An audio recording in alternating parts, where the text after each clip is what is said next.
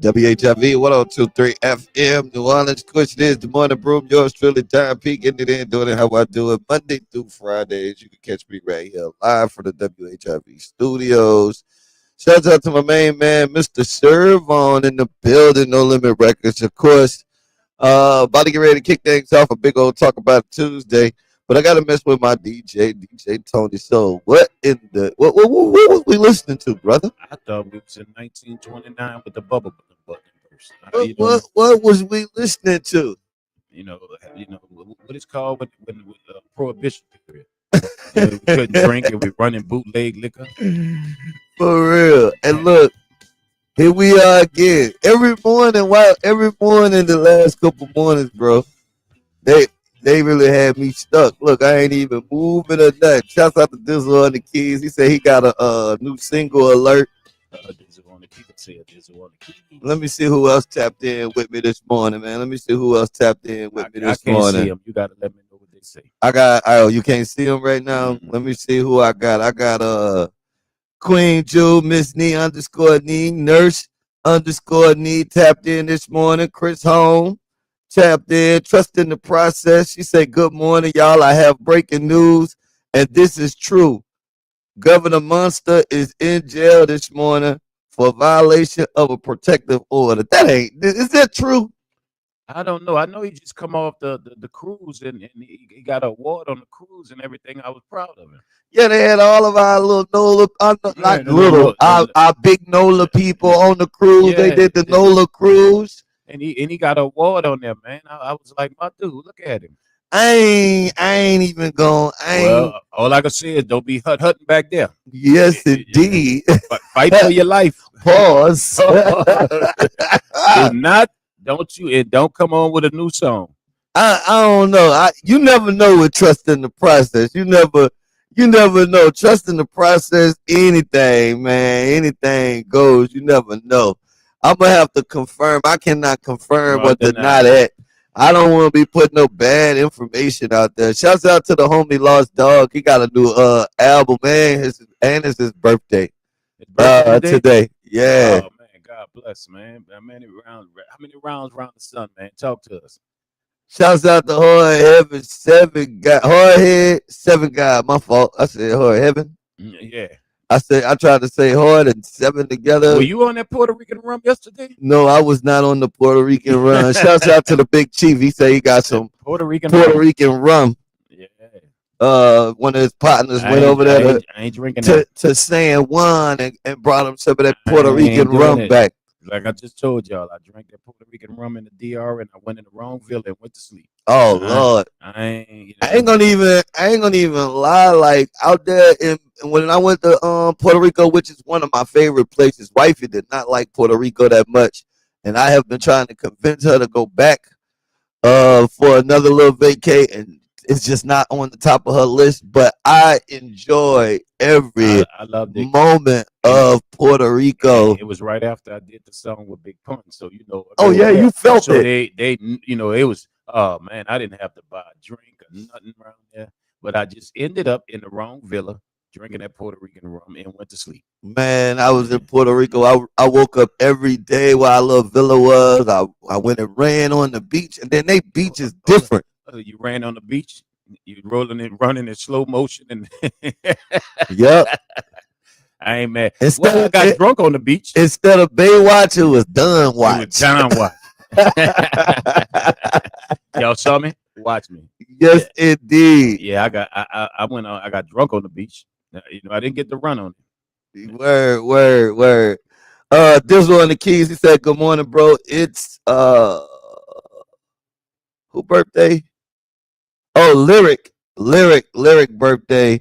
Which one? We just released her debut Oh. single, I'm in Love with Me. Email it to me, bro. Email it to me. themorningbrew at See, I like gmail.com. the song good. I like the title of the song because I tell people, man, thank yourself. Lyrical Bell, happy birthday. Yeah, we got to check it out. We got to check it out.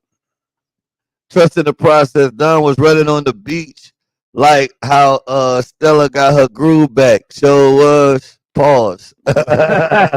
Oh, pause. I remember that scene from Stella got her groove back when she was like, I was running on the beach. Every morning, we was there for a week. Every morning I wake up.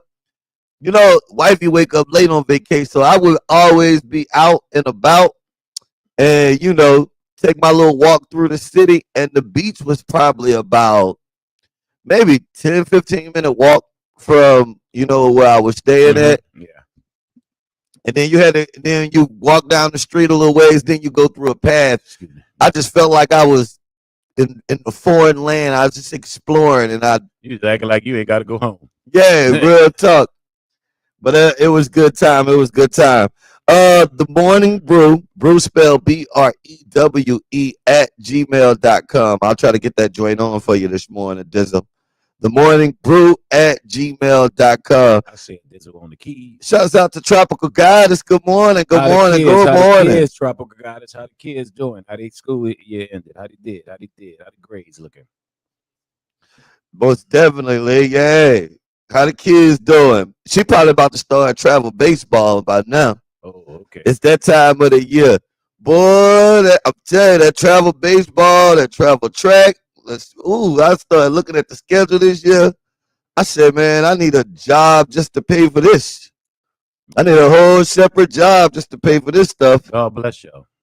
Yeah, it's pretty tough. It's pretty tough. I got one left, man, and she graduating this year from Slidell. Not to mention graduation stuff. What are you talking about? Graduation is expensive too. You know, my son graduating. We getting him ready to get him up out of here.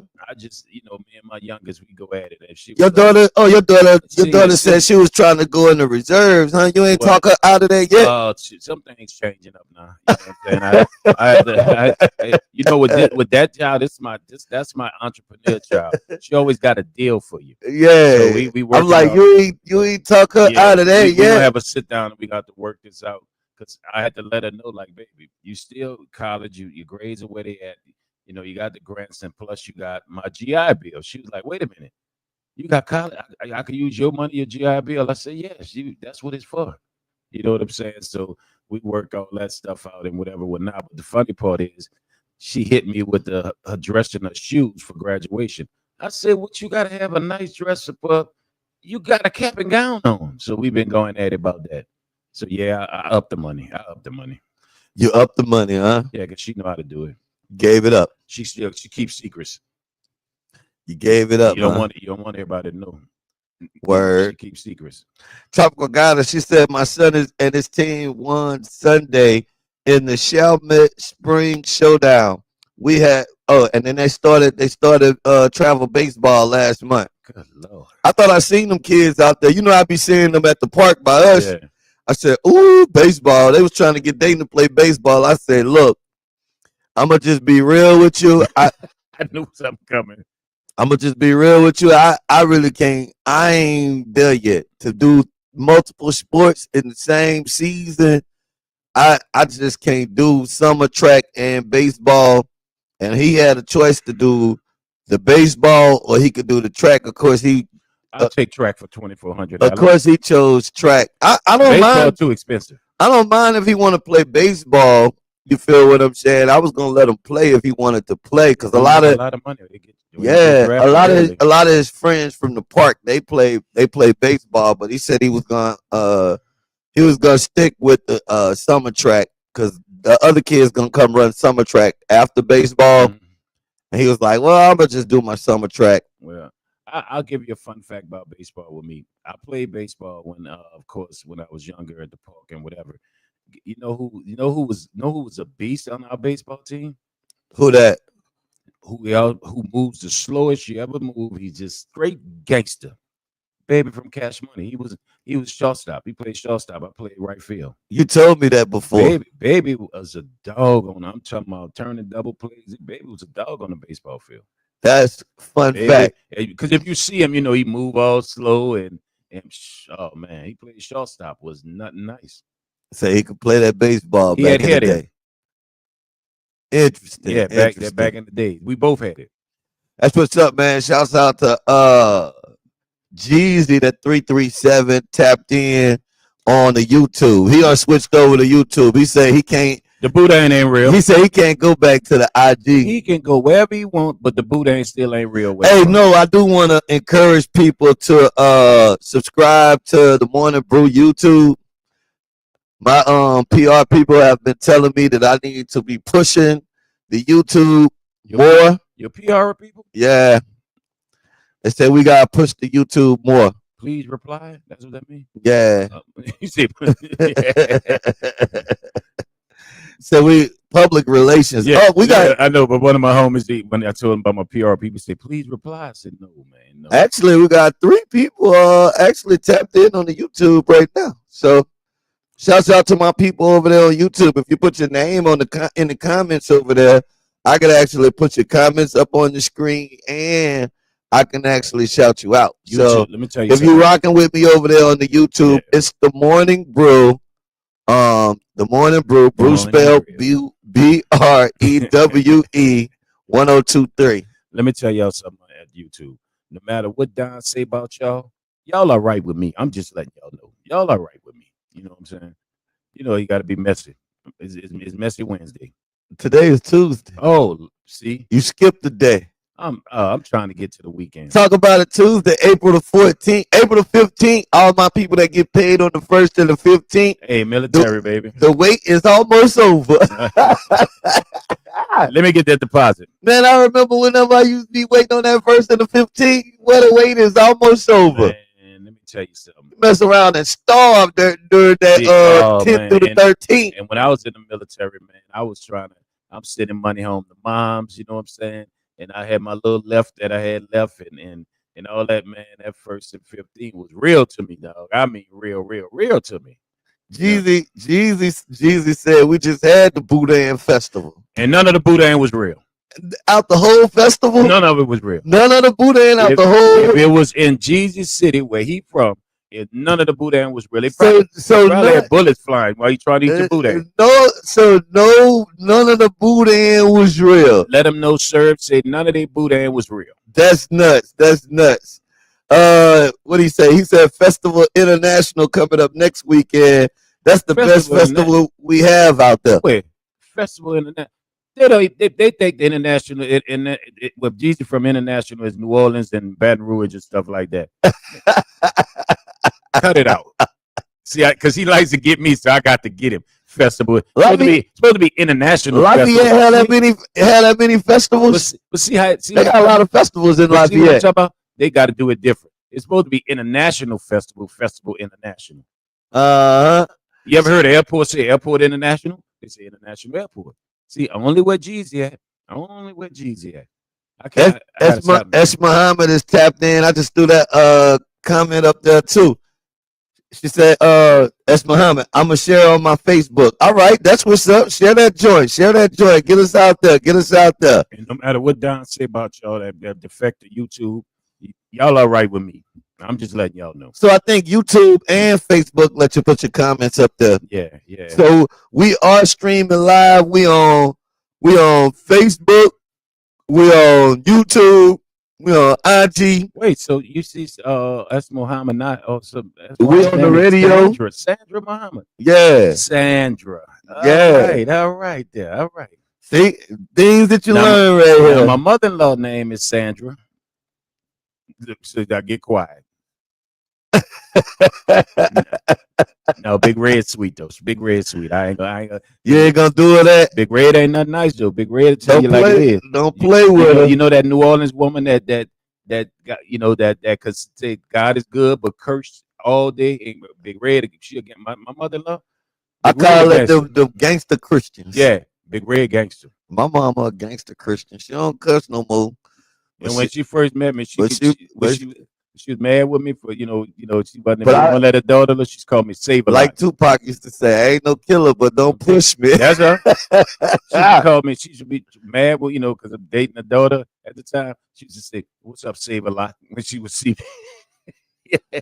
Lord, she called you Save a Lot. Save a Lot. For giving you the business.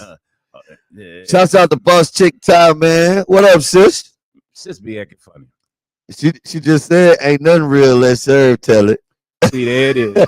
Now, see, I ain't got the Shreveport. The reason why I'm not gonna say anything about Shreveport, because they'll shoot at you. They'll shoot at you for saying hi. So no, I ain't gonna say nothing about Shreveport. But when I get offline, I'll be talking. They cutting up in the comments already. Trusting the Process said the Strawberry Festival was nice. Now I'm looking forward to the French Quarter Festival. Oh, Trusting the Process, you got a chance to check out the Strawberry Festival? They didn't promote the Strawberry Festival this year. They didn't got so big, and they just feel like they don't have to promote it no more. Yeah, they you know, that's a Ponchatoula, right? Uh-huh. Yeah. I used to go up there to that Strawberry Festival and catch at least 1 or 2 days. I remember the Strawberry Festival used to be a popular festival. Well, let's say it. Once New Orleans started coming down there, it became problems. There it is. I see it. I see it. I ain't say nothing. I see it. What they didn't want the New Orleans people. No, but that's not. They didn't want the New Orleans people was acting up. They want to take over everything. They ain't want the. It went from Ponchatoula, the Strawberry Festival, Ponchatoula to punch somebody in Ponchatoula. Ponchatoula. There it is. No, yeah, New Orleans come down there. You know how people want New Orleans want to take over everything. Right. Yeah. Yep. There it is. I said it. I'm on one today. I said it. It was but Strawberry Festival has always been nice. I went a couple of times. Word. You know, I had some strawberry wine. You know, I remember those times. Definitely. Yeah. So you know, but that's good though. Jeezy them in Lafayette, because the only thing I remember about Lafayette, beautiful women and Club Strawberries with Dobie D, the DJ. You ever been to Club Strawberries out there? Yeah. I've been out there a couple of times. I actually went out there with Cheeky Black one time. Let me tell you something. See, a lot of rappers talk that talk, but until you do one way in, out spots, you ain't a rapper. And Strawberries was one of them. You wasn't coming out there with that mess. You would go one way in, one way out. You hope you make it out. That to me, a rapper, he has not earned his spot till he done did one way in, one way out spots. I've always felt that way. And Strawberries was one of them. That was one out first that popped off. The OBD popped us off in Lafayette. Good old days. Yeah, it was some good old days. Boss Chick Ty, what was the club out there in Shreveport? Cocoa Palace. With no limit. Oh man. That was another one of them. Yeah. Cocoa Palace was one of them ones. That was one of them when you come on stage and you come through there and you get on stage and they first, you know, they just know one song of y'all and they looking at you. You ain't been to no show in Shreveport till you go see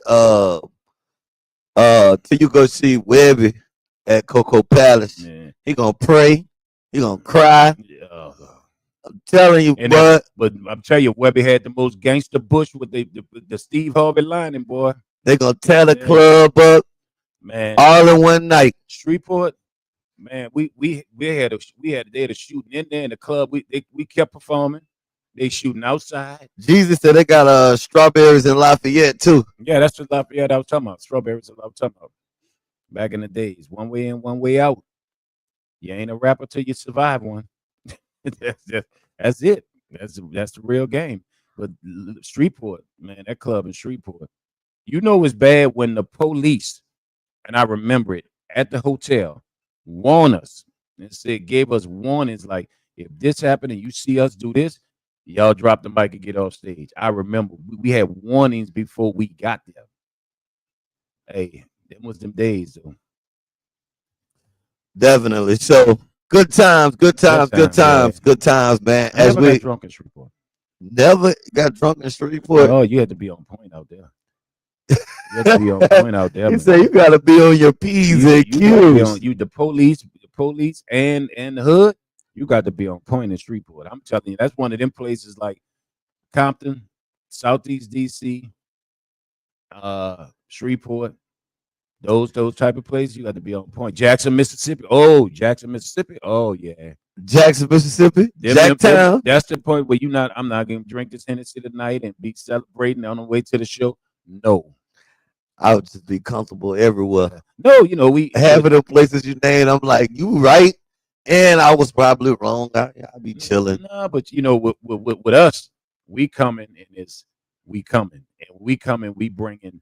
We used to laugh and say, man, right here tonight, right now. We used to say this on stage. Pete used to say this on stage. Man, they outside with about 1,000 warrants because everybody in here they probably looking for at our shows because that's how our shows used to be. I mean, be packed. The worst of the worst used to be in there, dog. And hey, that's how it was on the road, man, back then. But places like that, Jackson, Mississippi, Sound dangerous. But it was something about it though. It was just something about we in enemy territory and we come to do what we do. We gonna make it out, and it just be family. You know what I'm saying? Because Pete used to make us walk through the crowd. We ain't come through the back door like rappers do. You know how they come through the back door? They jump back in their van. No, he used to make us walk from the front all the way through the crowd to the stage. I guess y'all took the No Limit Soldier thing way serious. Yeah, when I look back at it, I want to talk. Sometimes I want to talk to you, man. Why did you make it? What was you thinking? But I think it's a difference. Mhm. You know what I'm saying? Well, different era one, and then number two, just a different mindset. You know, as I far don't as think like rappers could do that these days with these. as young far guys. as like you know what I'm saying, the rap game itself. You know what I'm like, And the it's just crowds were different. The vibe. crowds was like, I love y'all music. I'm here. Now don't play with us and disrespect our city. See, that's what the vibe was like. Cause We respect y'all here. But now these days, them young, I don't like using that, but them young dudes these days, they dare to act up. You know right. what I'm saying? But in our days, you had the real was realer than they are today, real hood.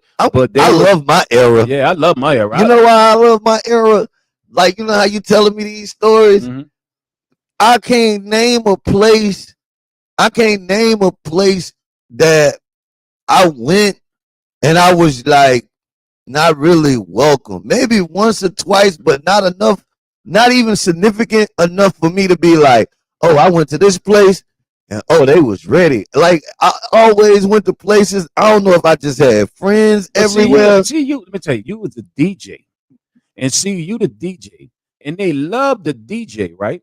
And they loved us, but also it was like this. It was crazy, and to give people insight, like we was a movement, and we was big, and we was we was coming up, especially when we was coming up. But the thing is, it was like they loved you, but it was also you in Shreveport right now. You in I mean, Jackson right now. I've definitely been in places where, you know, you will have one or two of them dudes out there that like, or you will have one crew Yeah, that you like, oh yeah, they not really happy about us yeah. being here, but I guess I just was lucky to always have been invited by somebody or have somebody around, or you feel what I'm saying? That just or maybe I was just too dumb. You feel what I'm saying? And just felt no, because this is such. I don't thing. think you were. I don't think you were dumb. It was No, more I think it's like, I think it's a such thing of being naive, though. but the energy was so you forget about the danger of it because when you could see, I'm explaining to people so they can understand what it was like. What you talking about? The energy. You might think about it later when you leave. Yeah, like, he was man, like it was. You'll find out it was a shooting or this that going on, fights, and you like, But man, when I got them and the energy, you embraced it, and it was just live. You know what I'm saying? And so for us, the movement was getting so bigger, and then we're in the South, and we from the South. It was just like it was a more thing of they happy to see us, and then at the same time, it was like y'all know y'all in Jackson, y'all know y'all in Lafayette, you know you're in Shreveport, you know where you're at, you're in Houston, you're in Dallas. You know they want you to know that like it's not a game here, but we love y'all to death. I don't know if that makes sense. It do. Like, you know what It I'm do. saying? No, it makes sense. Yeah. Trusting the process. I think this sounds about right. So you have to be about it to go to those clubs Mm-hmm. around the Chitlin All, circuit. Yeah, always, man. I Always. agree. Like, yeah, you can't go around there playing around now. Let me tell you. I ain't gonna make it seem like I was Oh just no. out there just lolly. Hey, No, no, everything that is you great. they'll No, I get you. was They'll get you. They will get you. yeah, I wasn't And doing all and that then we now. walk through the crowd. You gotta understand, we walk through the crowd to the stage. That set a precedence from the beginning. Like we're not scared, we here. And we had this saying. We used to have this saying coming through the crowd. So you gotta imagine 25, 30, and a lot of rappers, you know this, they're short in stature, they're small. And with us, we bigger. You know, I was the shortest, and I'm 6'2" and a half. So you got to think we used to go through the crowd, 30 dudes in Campbell going NOLIMIT 187. We don't But give a. That was I was saying. Boss Chick Ty said, man, she from Bossier. She ain't from Streetport. Well, Bossier City Police was just as worse. Our last concert there on tour, They worse. yeah, they worse. Uh, You might get a boy in there, but how you doing, boy? Short Wisdom, good morning, good morning. Britt Brad, good morning, good morning. Nola Free Promo, thank you for tapping in this morning. I do want to take this opportunity to remind you, shouts out to Harris Robinson Loan Officer and Harris Robinson Mortgages. Of course, we have campaign 100,000 homeowners in full effect right now, trying to put 100,000 people in homes in 1 year. Don't I forget have for nobody else. I You have give her two yours. I have two invitations. If you're a real estate agent, a mortgage broker, or anybody that have anything to do with real estate, hit me up so that y'all could join the campaign, so that I could join the campaign, 100,000 homes, so that we could get you to be a part of this campaign. And then the other invitation, man, share this programming with 20 people. Type done in the comments, and I got a free ebook for you. Tell you all about how to purchase a home. What? Whether that's What about down and serve? well, I'm messing with you. Go ahead. whether that's going Uh-huh. to be for investment purposes, or whether that's going to be for living purposes. We just want to get more ownership in our I community. ain't messing with anything houses, tiny houses, anything at all right now. I don't want my name nowhere near none of that. Inside joke. No, no, no. No, no, no, no, no, man. I ain't messing with nobody that got no loose I ain't screws. nothing, nothing, nothing, nothing, nothing. Real You talk. know, the nothing, the God, the fake godly people. Anyway, we move forward. We move forward. Right? You have to get that off my chest. But no, man, that's good, man. But like Harris Robinson, man, think about it, man. Stop paying other people's dream. When you paying your apartment, you know, all that, and the house and all that, you're paying their lease, their mortgage. You know, and they're using your money to pay their mortgage and then have some extra. Go get your own home. Harris Robinson can make that dream come true, man. So get out there, man. Take the chance, take the leap, go get your own home, pay for your dream. Shouts out to Jeezy. He said, my mom from Bossier City. We used to have family reunions at Huda Park. I know what Huda Park is. I've been there a couple times. Was it bullets rang out at Huda Park? Nah, Okay, all right. it's straight. It ain't that bad now. Man. But see, reason why I saw cities from a different mindset. You know what I'm saying? When you pulling up the venues and the police is just lined up, you know, this is how I got to see some cities I never been to. So when you pull up and the police lined up and you pulling up, man, and it's crazy because they looking at you on the bus because we pull up on the bus and they looking at you and it's like they ain't waving at you, but it's like shaking their head like they here. And then we the way we did what we did, and then it just turned out about our song too. It's a beautiful thing. But I'm not gonna lie to you. We used to pray before we leave. You know what I'm saying? And you make your phone call home because that's what it was at that time. You make your phone call, Mama, I love you, blah blah blah blah blah. And then when you get back to the hotel, you make it back. You call back, I made it home. That's how serious it was in them days. You know what I'm saying? So I saw cities in a different way. I was sitting here thinking about it. The only place I ever been when I was a little nervous Mhm. hosting the club was in Baton Rouge. That's about it. Baton Rouge was people talk about Baton Rouge, but And the people and the DJ that when I was there, that was my first time going to Baton Rouge. And they was standing on the tables, beating the bottles on the table. And the DJ was like, "Go out there. They like you." I was like, "They like me. Don't look like it." hey, That's how man, they act when they like to see.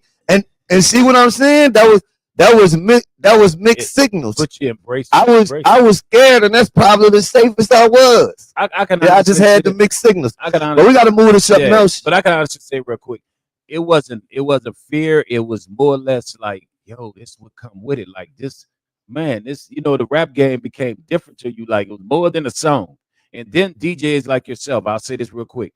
DJs, once you meet the DJs, and it was funny because y'all would be used to wherever y'all was at. Y'all would be used to that club and everything. So we see the DJ will give you the rundown. Let me tell you something over here. Such and such, they from here, this, that, from there. When y'all get ready to perform about it, it might break off in here. So you get them. So and that's the way it was, man. That was the early days. You know what I'm saying? How rap really was and coming to cities, man. Just giving y'all the insight. That's what's up, man. The homie Lost Dog tapped in, man. I had seen him over the weekend. What's happening? And he said he wanted to come Boy, through. dog, man. I always have Good dog. supported my brother. It's his birthday today. So I said, man, come through so we could get a little promo on the album. He got the album that's dropping. I'm Yeah. going to give him an opportunity here XL to hear production, huh? shortly. Yeah. And let him talk about the album that's gonna be dropping. In the meantime, in between time, while he getting his stuff set up with the camera and all of that good stuff. And you're gonna be sitting on this mic, so you could set your camera right here on the side or right here. That's always a good shot. You could go right there, shoot back that way. It's gonna hit you. I know where the cameras normally go in here. Where they normally Like, go. yeah, Where you put 'em. Yeah, I give you some heads up. Yeah, just to get you going. So as he working and getting himself together over there. Nah. I love his cologne. The Bob Marley cologne. The Bob Marley cologne. It gotta be better. It's better than Tom Ford and all of it. There's a triage. Yeah. Start the morning all right. Like, woo! Hey. Y'all, some people have coffee. Other people have Bob Marley. You know what I'm saying? Either way, you win. You know what I'm saying? Yeah. Smell like my old studio. Yes, yeah.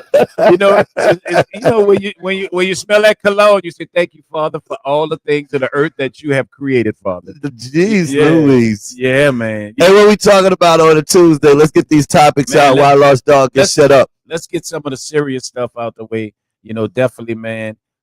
Things are really backfiring, man. Really backfiring. It's looking bad. You know what I'm saying for this whole Iran conflict. But now the true statement has came out. Now the true thing of why all this was done has come out.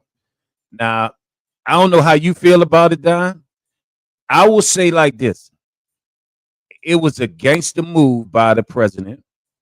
I don't support a lot with him, but it was a gangster move by the president, and we didn't lose a lot of lives of the going across, but it's kind of gangster what he doing by him doing the blockade, the blockade with the Oh yeah, so he said he gonna block the and he did this. Let me tell you why it's so gangster. And I'm gonna say it the best way I can say without the FCC getting to us. You know how back in the days, and if y'all been outside and y'all off the porch, y'all gonna know what I'm talking about. You know how I'm gonna take over the spot and have everybody come into my trap house. Right. Well, that's what he did. So basically, he created a new trap. He done put it out and said, "Come on, bring your ships, your oil ships. Come over. I got the oil here in the United States. I got it up in Venezuela. Come on over here. We gonna take care of you." And then he gonna tax them. So supposedly they said almost 122 ships is on its way, to the United States and this area, of the world.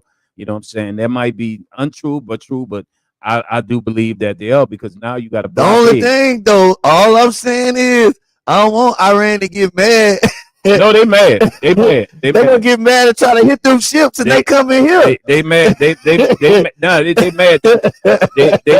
They mad. But it's so funny. China playing the game. China giving them some of the most dangerous missiles that intercontinental ballistic missiles that can go pretty far, right? But this the crazy part. Guess what China doing too? They sending their ships here too to get their oil. They got it. They playing both sides of the fence. Now, will we? That sound about like China though. They playing both sides of the fence. They like, we gonna go get some of that oil from them too. Because will we capitalize in the people, the taxpayers, this money that's gonna be coming? Because hijack Venezuela, who has the largest oil reserves in the world, so they got endless oil, correct? And then the United States, we have a strong, oil reserve. So now he's saying, I'm gonna block the Strait of Hormuz. So now Iran can't have any ships coming into their port, getting oil and leaving out. So guess where you gotta come? Gotta come get it from us. Come to Trump Trap House. And so now the money that's gonna be made is his billionaire friends gonna make the money, which they will. Guaranteed. Learn to play the market. Go right now, energy is the thing. Learn to play the stock market. Watch what's about to happen.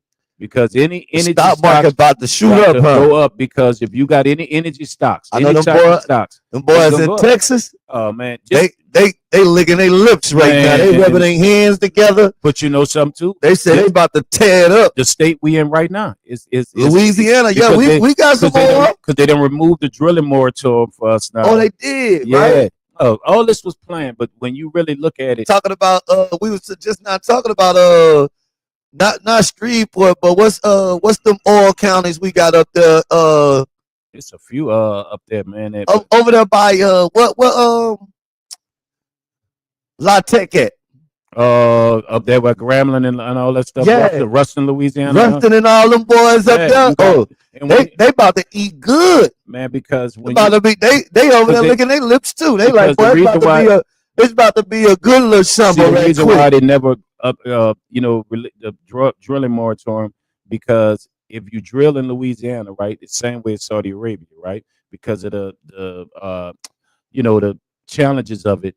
See, everyone in Louisiana will have to get subsidies or make money off it. See, in Saudi Arabia, that's why a lot of Saudi Arabia is rich, because they drill within the land and whatever, so people get subsidies off oil. You feel what I'm saying? So if you did it here and you remove it in Louisiana, our oil goes so deep and so far inland, and that the shores and all that mess up seafood money, we would have to get subsidies. See, that's why they never really wanted to open the drilling moratorium in Louisiana. Now, yeah, you're in the Gulf, but we talking about inland. Inland, yeah, that's what I'm saying. That's why I was saying about like Rankin County and all over there. But not Rankin County. Why I keep saying Ruston, yeah. So Rankin County, that's in Mississippi. Yeah. You see, you want to go back to the SIP. I know. Yeah, but you know what though? The thing about it is, I would tell people, learn the stock market. Even if you go, even like right now, Bitcoin, all that stuff. They got a new Bitcoin they just released, and if you look at the ones that his family have they Bitcoins and whatnot, all that's about to go up.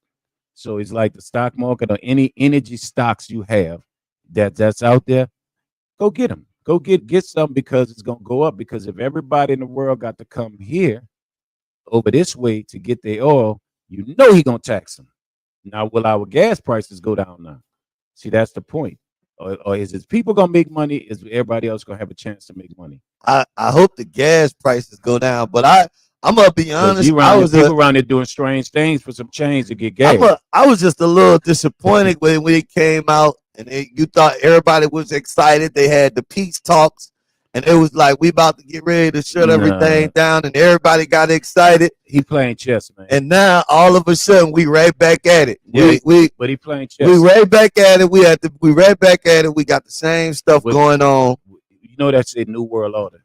He's trying to erase that new world order. It's a new world reset, because now when you got Pakistan, you got all these countries, they got to come here. They got to come this way to this corridor. You feel what I'm saying?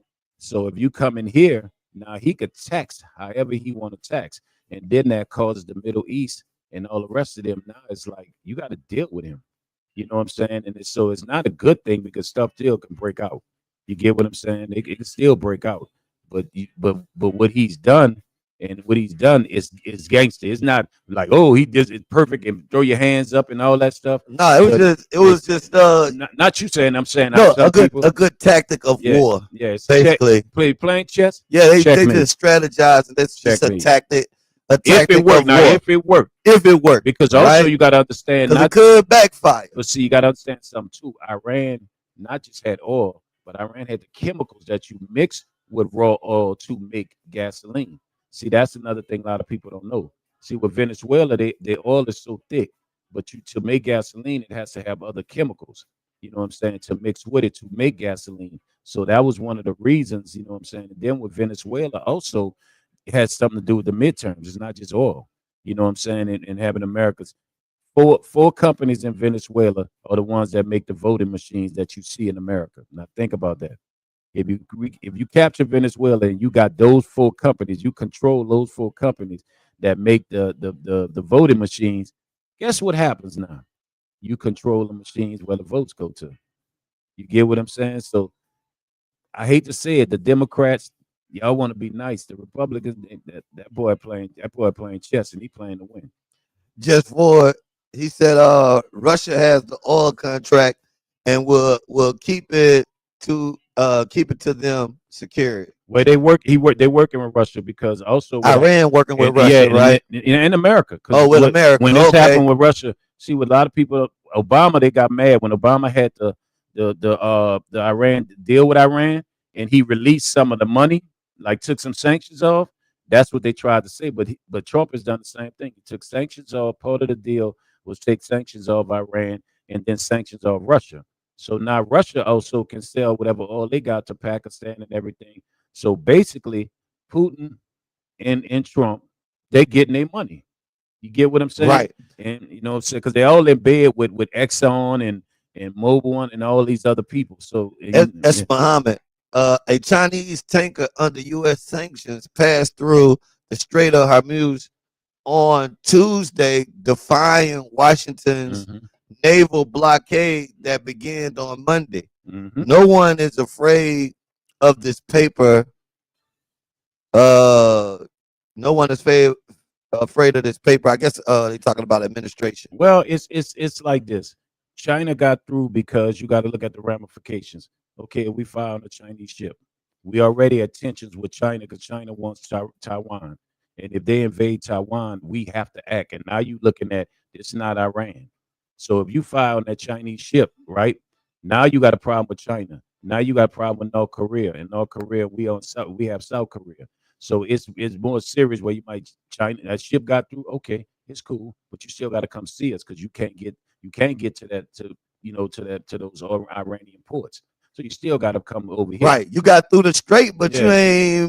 You ain't got nothing. That's your last time. You ain't got nothing. You ain't got nothing. You would just. It's like saying, you know what? We gonna get on one of them riverboat casinos and just go up the river. Yeah, you just took a ride because you still got to come see us because you can't get to those Iranian ports. But that's the problem. China, if we fire one of them, it's going down. So we'll let them take their ride. Yeah, but all the rest of y'all, Pakistan, everybody else, y'all come see us. I wish you would come through here. I wish I can't see it. So it's dangerous though, but they gotta start letting me come and take the war. Yeah. we gotta I wish you know what I'm saying? Yeah. But interpretation is but are we I wish you would. See, the thing about it, are we gonna see money as American people? Now his people gonna see money because guess what they own? They own different type of companies. You know what I'm saying? I mean, even if you see right now, if you go to the stock market, you're looking at energy companies, but you're also looking at companies that build that might just that I'm talking about if they just a wrench that turns at a refinery. Oh yeah, all those little pieces and all that stuff gonna go up on the stock market. Yeah, it's gonna go up. And guess who own a lot of companies and got friends that own companies that also gonna get government contracts. Well, you know the Republicans, they win off of war. Yeah, all the time. Man. WHIV 102.3 FM New Orleans. Of course, it is the Morning Brew. You got Don P. You got Mr. Serv on. First story on the Talk About It Tuesday. We went national news. We had to. I got a couple of guests that's going to be tapping in with me today, man. T-Ray the violinist. He'll be coming up for the Power Hour. So we're going to catch him after 9 o'clock. Huh? Yeah, the You gotta violinist. watch them. Gotta watch the And you go violinist. to playing and chick closing her eyes and the sundress go up. Wait a minute, stop. Then we got my man Lost Dog. Lost Dog is in the building. Awesome artist, Hey, man. man, he got an album that's gonna be dropping. We're gonna chop it up with him. He gonna tell us about the album, how you can get the album, what we can expect, and all that good stuff. Before we get to Lost Dog, we are going through our Talk About It Tuesday topics. Of course, the phone number is 504-623-9448. Shouts out to my people that's tapped in on the Facebook. Shouts out to my people that's tapped in on the YouTube. Don't hesitate to put a comment up. I'll get your comments up the best way that I can, or I will read your comments, man. We love it when people cutting up in the comments. Miss JV5, she is here. I think she on 2 platforms. Shouts out to Miss JV5. She came late. We gave your guy some love for his New World Order checkmate. I can't believe we gave Donald Trump some credit today. I don't know what's wrong with me. Maybe it was the bipolar cologne, because I noticed I start saying that when the cologne hit. Check your temperature. You might be something wrong with me. Sick today. Something wrong with me. Because Sir did it. I didn't do it. Something wrong. You gave a pushback. Something wrong. All right, what else you got on the talk topic, man? Let's keep the party rolling. Jay Prince Jr. He got arrested. Oh, he done got arrested? Yeah, he got arrested. You said that yesterday. You said, I don't know if this dude is begging for a one-way ticket. I ain't never seen people that want to go to the university, because that's what I call it. That's the university. You know what I'm saying? I don't know why you want to be in there with another man. You know what I'm saying? And I say it in a bad way, hey, but I'm talking about why you want to go back to that place where you live in a mansion, man. Why you want to do stuff to go and then go pay a lawyer with a bad suit to try to get you off? I just throw. You know what? Just give me the money. All I be thinking about every time, and I said this last week. I said this last week. This is what I be thinking about, and I don't think that maybe it's me being a little older and being mature. Maybe I didn't think like that when I was younger, but all I be thinking about in my mind is, bro, how you go from eating the best food, man, you walking around. Said big shrimp. Yeah, you walking around the big old house. You go to jump in multiple cars. You ain't really got a major worry but you know in the world. It be a lot of and then wake up the next day and you be in that box. And you got as the people say, the Chanel bracelets and the orange jumpsuit. What? This is my thing too. I know when they wake up that next day, and reality hit. Boy, hey, I don't want to know what that feels like. Well, I'm gonna tell you like this: a lot of people end up in because some never been. See, some people let other people tell you like it because you know what killed me? I got into an argument once with a dude that did some time, and he around there telling the story. The young dudes around there on 6 and Barone, and he talking about. So I said, man, stop making it seem like, man, you went on a paradise, you on a trip on an island. Man, tell these little youngsters, don't tell them no joke, the stories to be laughing, man. Ain't nothing funny. What's the charges they picked Jay Prince Jr. up on? I don't know, man. I didn't get to look at it, but I'm sure one of them can be inciting a riot. And if they hit him with that racketeering, but see, that's hard to beat. But no, this is the sad part. His father, right now, the old man, is being investigated by the feds right now. So why would you bring that type of add on to it? You feel what I'm saying? So it's like this was a dumb time to say you in Texas now. Now I'm gonna show you. And then when it all boiled down, because many wars will start over who? Many wars were started over who? Females. There it is, and that's what this whole thing about. It was about a girl. He was messing with the guy, All-Star Junior, All-Star JR, baby mama, girlfriend, or whatever, whatnot. I guess. Lord, every time. So wait, you messing with this man's chick, right? And then when this man come down, you want to go at him. He trying to pump that man. Man, bro, because dude probably would say, well, you messing with, you have her. We ain't got no issues. You know what I'm saying? And then but you know what we also got to understand? See them places, and I've been saying this, because people say, you always, not you, but I'm saying people say, Serv, you don't come to this where everybody be at.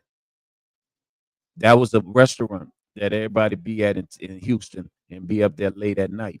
and that's what stuff pop up. That's where all the It's done got to the point where the fun stuff that you used to like to do, you just soon as y'all going to Piccadilly where the old people at. because soon as a place become the hype, yeah, soon as a place becomes the hype, you automatically put yourself in a subjective position because something about the generation nowadays, they'll mess up a soup sandwich. Yeah, it is. For real. You could have the nicest venue, you had the nicest restaurant, you could have the nicest club, but this generation today, you gotta get all your money real quick from the spot. But you know why? Because it goes back home training. It goes back to time and place. Like we knew how to act at certain places. Like I talk about this all the time. Like it ain't that when we was growing up that we was so much different, but it was just certain things was off limit. And like OGs was different. Yeah, like we're not gonna go to nobody church acting crazy. And OGs would come up to you. You're not chill out. Anywhere that women and children could possibly be, it wasn't gonna be too much, gangster activity. My generation that are now OGs. See, when we lost, when we lost respect for the women, that's it. If I break it down to the key things, and even the women, they lost respect for themselves. They act. Look, they big back brawling. When we lost respect for the women and the children and the elderly people, we basically got to a point where we didn't have time and place didn't matter no more. And now it's gotten to the point I want to go to a nice restaurant. I'm scared to go to a nice restaurant. Oh, but listen to me. Because as soon as the hood find out, listen to me. Soon as the gangsters with money find out, now they bringing their gangster activity the problem over here over my stuff state. Over the problem is my generation that have become OGs would have failed. This is the reason why. When I was younger, older guys would tell you if you was around the area, whether they had illegal activity going on or not. If say you come around there, me and you fighting, right, and everybody we going there, and guns come out or whatever, whatnot. Them OGs gonna come and holler at you. One, my mom around here, your mom around here. Don't bring that heat around here. And if you was at certain places where they be chilling at, they will come holler at you. Say, hey, look, young, don't come in here with all of that. And you respected them. But see, the problem is my generation, they have become customers. And what I mean by customers, they deal with these little young dudes. They get pills from these little young dudes. They get other things from these little young dudes. And so when you can't tell them that, they're not gonna respect you. Yeah, see, you know what I'm saying? Them because it was times where our OGs would be like, "Say, man, y'all need to get off this corner. Go ahead about your business. We talking." But Serv, it ain't even on the corner, bro. No, I'm saying this is happening that. No, even in places you got taught. If I got into it, the church could be Monday and nobody at the church, but me and you fighting on that corner by that church. Somebody come and holler at you. Yes, like you don't do that. Or if I'm walking down the street and I'm cursing, me and you talking and we cursing, just cursing, me and you laughing and cursing, it's gonna be an OG that's gonna say, you see Miss Brooks on that porch. What she say, bro? Watch your mouth. You feel what I'm saying? See, not my generation, friends with these youngsters. You see what I'm saying? They don't uphold the respect that you're supposed to have. I had a situation, two situations that I want to give credit because I like to stay positive when we're talking about certain things. One person I want to give credit to is Chess45. I was talking to him, and remember I talked about how much of a family environment it was out there at the West Bank Super Sunday. Yeah, he had seen a little incident with some people, and he had went and calmed the situation down. And yeah, he didn't pick the phone up and he didn't pick his phone up and record. He went and talked to him, and they went on about their business, and we didn't have no incident. That's what I was explaining. See, my generation, we don't do that. We'll, because I've got out of car and watching them at the bus stop, and like, man, look, nah, y'all not gonna do this. You feel what I'm saying? We don't intervene. I had another situation. People say y'all got to mind your business. No, because that same little dude you didn't stop. that damn little dude might rob or hurt your mama or your kid. You know what I'm saying? Then I And had a talk to him. situation. I was sitting there and I was talking. I forget what I was talking to, but never mind you, it's three grown men talking, right? Mhm. And a little boy in his adolescence, he could have been 10 or 11 years old. He was coming to ask us for something. You know, I'm standing by the Kids Sports Center tent. Shouts out to Kids Sports Center. I see you tapped in this morning. And you know, we just talking, and they had people out there was giving away stuff, and little trinkets and stuff. And he was special. You feel what I'm saying? Special needs. Yeah. Okay. And bro, he screamed at us. Yeah, no, he screamed at us. No, like he screamed at us like we was some children. He screamed, "What y'all got over here?" Because we was talking, and I guess we If you wasn't. laugh, you're going to hell. Anybody out there? Go Look, ahead. I guess we didn't address him fast enough, Mhm. right? And he screamed at us, and I was like, "Yo!" And I got to thinking about the situation, so I was like, "Yo, bro, we ain't got nothing to give away over here." But before he walked away, I said, "Come here, sir. Come here." And I asked him to come to me, and I said, "Bro, when you see grown people talking in the middle of a conversation, I need you to say, 'Excuse me, sir,' and then ask your question or whatever it is. We're gonna stop talking, we're gonna address you, and we're gonna answer you appropriately, because when you come off with that type of energy, that's not the best energy to get something." You did that to a special needs kid? Yes. And then I said, "Now, like, try it again." Yeah. I said, "Now try it again." Because he wasn't special needs like he didn't understand. He knew what he was doing. Anybody laugh, y'all going to hell. So I said, "Look," I told him, I said, "Try it again." So he said, "Excuse me, sir. Do y'all have something over here for me?" And I pulled my wallet out and I gave him $2 out of my wallet. Now somebody gonna get mad when I say this. See, you taught him manners, and a lot of these young kids don't have manners because a lot of them being raised. I'm sorry, they're being raised by single mothers that can't really Man, handle them. now I'm about to hurt your because feelings after you said that. Because sometimes, you know what I'm saying, and that's a lot of times where fathers don't get it. Like, man, be in your child's life. We got to move on, but look, let me tell you the end of the story. Now this hurt my feelings, and this go back to. I got to do you this. We got to move on. We got to move on. We about This to be a go top back- hour. Go ahead, I'm joking. this go back to the OG Mhm. statement that you made. When I looked up and I looked around and I was paying attention to the situation, while older dude had the little dude out there having him walking up to people, asking people for stuff. So the $2 that I gave him, it was going to that old dude. it was going to the dude, the old dude. And morals, man. that- Integrity. that really hurt my. I ain't gonna even lie. That you know really, what? I'm glad. that really hurt my But I'm feelings. glad you said that because. But the morals positive, integrity. yeah, keeping it positive. The positive side of it was, giving examples of. Special need kid ain't gonna play with down them, but It's still people out there. It's still people out there that are doing those things, and we need to do and be OGs and better OGs. And that's what I feel that has been a problem, man. We'll move on, but I'll say this last part. That's why I'm going back to go to Piccadilly and argue with old folks over Salisbury State. I'm not going to none of these popular places no more. I'm going to Piccadilly's where I could get free refills and I could talk bingo with some old people. Great conversation. I'm just telling you. And I'm going to be safe. I'm not going to get hit in the head walking to the car. There you have it. Now, don't ever go to bingo and say bingo and you don't have bingo. Now it might be a problem. It's a problem. WHIV 102.3 FM New Orleans. You're just not checking in. Of course, it is a beautiful Talk About It Tuesday. Don P. Serv getting it in. Man, we running through topics. I got my guy Lost Dog. I'm about to actually get him on that mic here shortly, but we're going to run through one more topic, man. What else you got? Oh, man. Anything local news?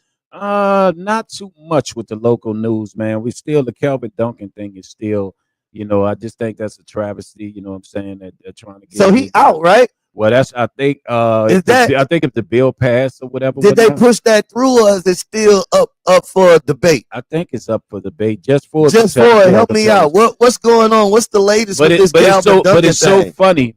I'm like, it's deeper to me because I'm like, I guess because how he got his freedom, right?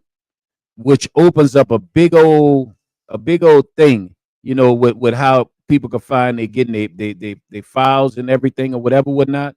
So him being in that spot, you really want to eliminate that. You know what I'm saying? You really want to eliminate that office, because I think it was because it was him that won. That was part of it. Now they've been looking into that, but I'm sitting down thinking like, man, you know what I'm saying?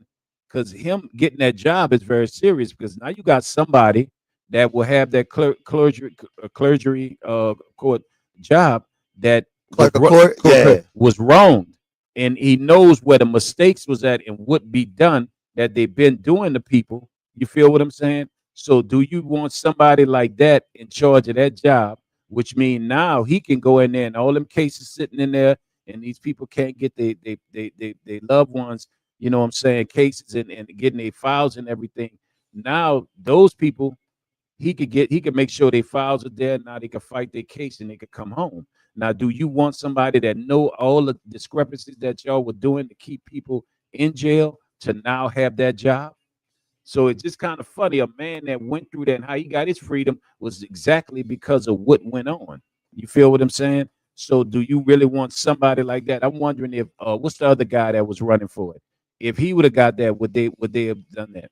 I think it was a move that they was gonna do. I think Calvin Duncan is a good story and a good fight for the argument, for argument's sake. But I honestly feel like they were going to do that anyway. I mean, it was up for debate like, a while ago. I feel like that whole thing of getting rid of the judges and stuff like that, I think that's more to that's control. That's control of Governor Jim Crow Landry. Yeah, I think that's going to be more about putting more people in jail. And yeah, of course, Governor Jim Crow Landry. Making it a little bit more favorable for the jail system.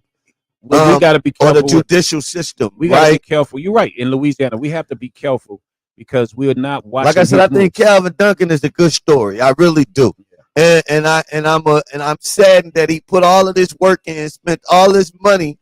You feel what I'm saying? To campaign and all of that. But realistically, it's way bigger than Calvin Duncan. That's what I was saying. Like, you have to watch the steps of what Governor Jim Crow Landry. First, it was the one situation with the fact that you're gonna get trialed as an adult and you're gonna do 85% of your time. It's no more probation. That's now if you set that in, right, and that bill is passed, right, and now you go control the judgeships, right, and you got judges that will come in that are voted in that are in favor of what you're doing. So now guess what happens? See, when you go before this judge that is a friend of him, now your son, that's why you got to tell little Peanut them, don't go to jail. You're going to do 85% of your time. It will be no probation. And just keeping it real, be, tried as an adult. Just keeping it real, them courts up in Middle Louisiana and North Louisiana, if you go and look at this, I don't have the numbers sitting right in front of me.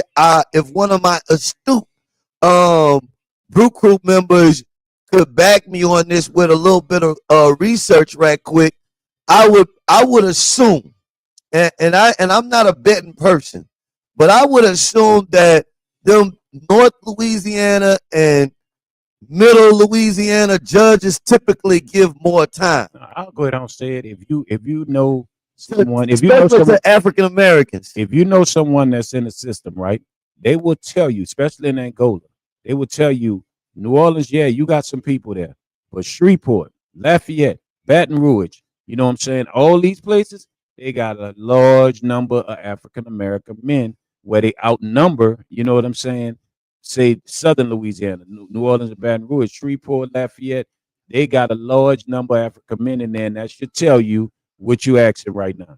Because it's overwhelmingly, Northern Louisiana is overwhelmingly more people in Angola than, and I promise you the numbers are there. I guarantee if I go look at the numbers that them North Louisiana and Central Louisiana and all of them parts up in that area. They outnumber. I know they giving more time. They give them time. Small towns. They ain't giving you time. They giving you life. Them small towns. That sound live. Yeah. Live. They giving it to you, man. I mean, but you know the thing about it. That's why Jason Williams was under attack. Remember when they were, and then the other judge, and they've been attacking the New Orleans and Orleans Parish DA and judges for the last couple years about the fact of the matter that they wasn't given enough time. Let's go back and keep it. This been a situation if we just keep it real. Let's go back in time. You know, when people were sitting down saying when Governor Jim Crow Landry was running, and people was getting mad because other people were saying y'all should have stayed here voting. Y'all went to Houston in the Saints game and parted in Houston. A whole lot of y'all, instead of being here in New Orleans, because our numbers were so low. You knew when he was campaigning, he ain't campaigning about, I'm going to make the state of Louisiana safe and better. He said, I'm going to make New Orleans safer because we are the bank. Everybody always say that, but I want to mess with you on one thing. This is the only thing I want to mess with you on. Don't shake your head. Listen. Now, in that governor's election, yes, people should have voted more, but the Democratic Party dropped the ball. They gave that election to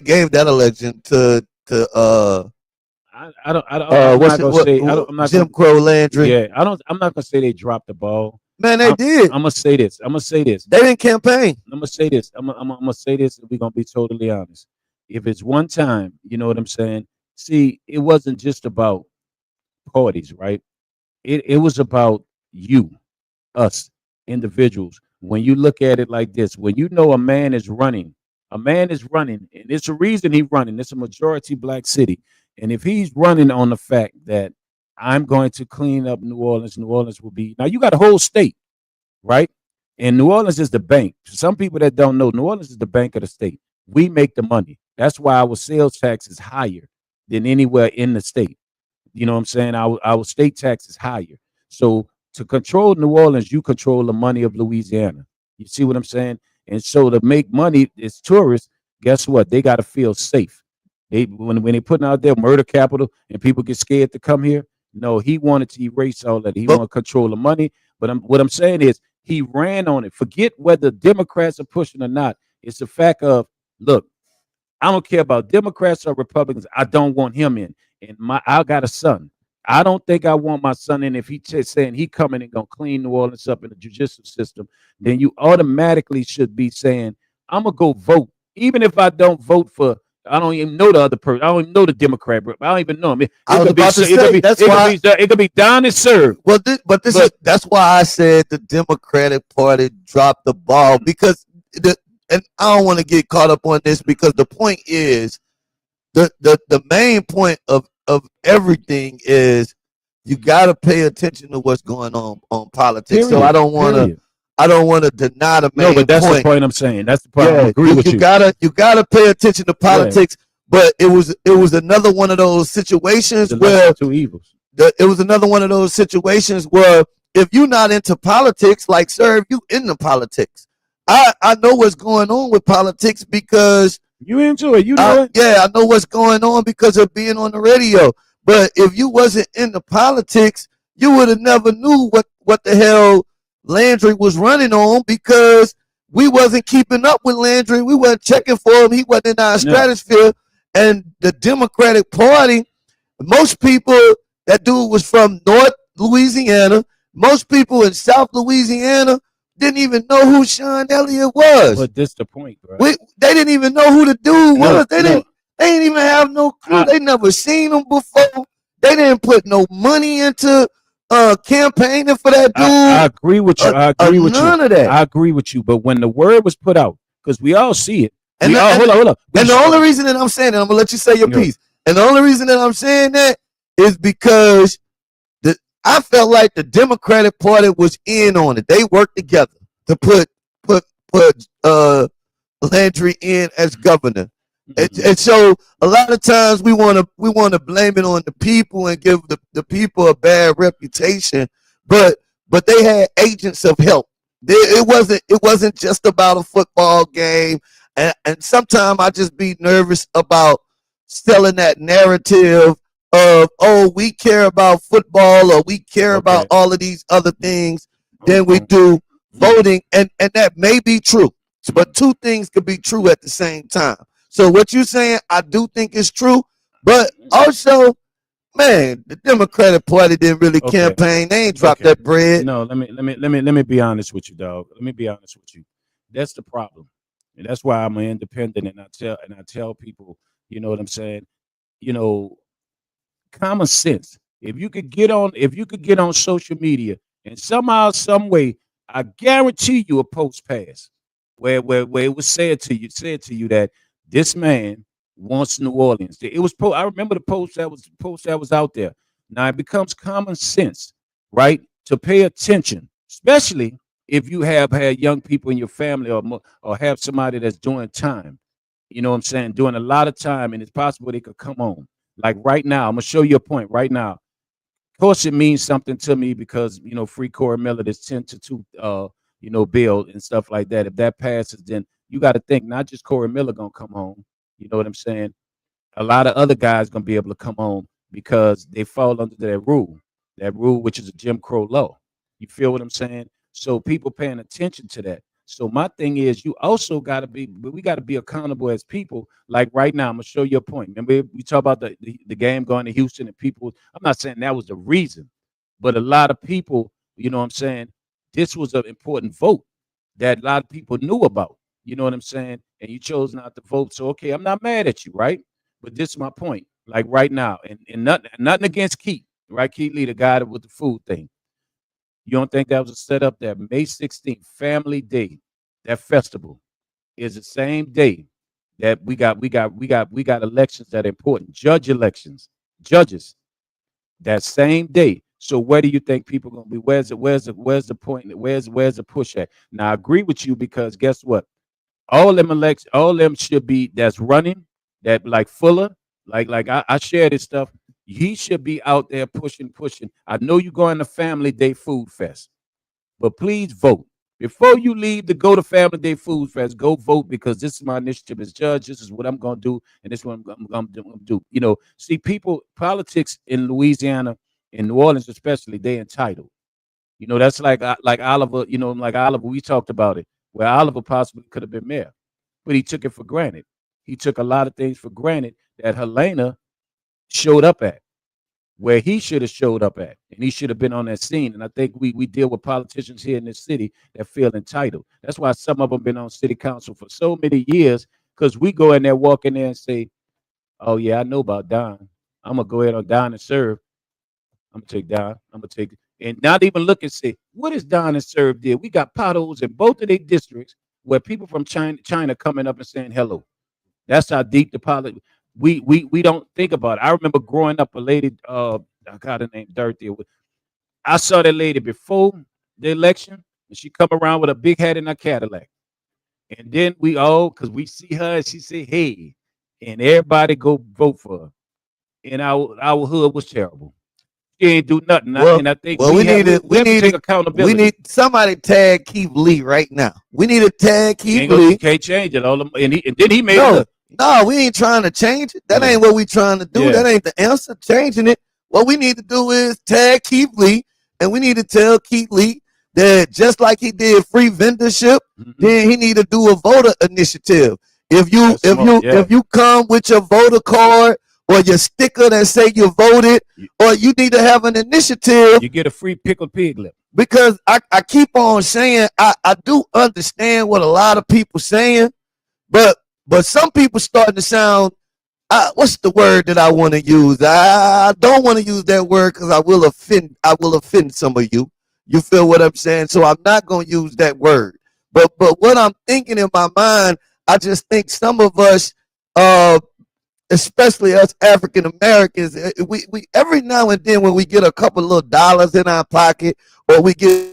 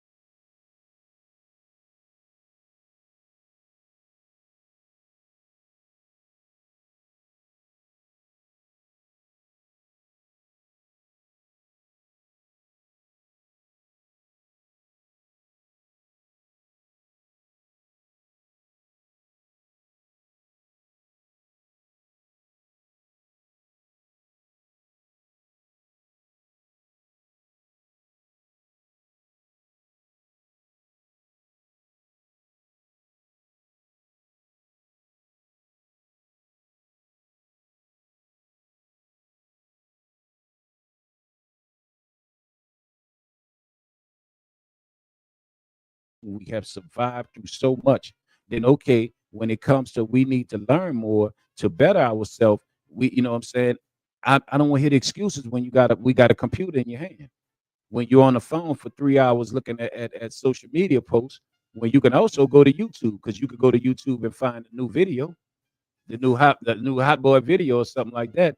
My thing is Yeah, we have to I mean, learn. like I say, like I said, I'm not saying you 100% incorrect. I think you're right in some ways. I just think we have to be careful about how we approach things, right? Like,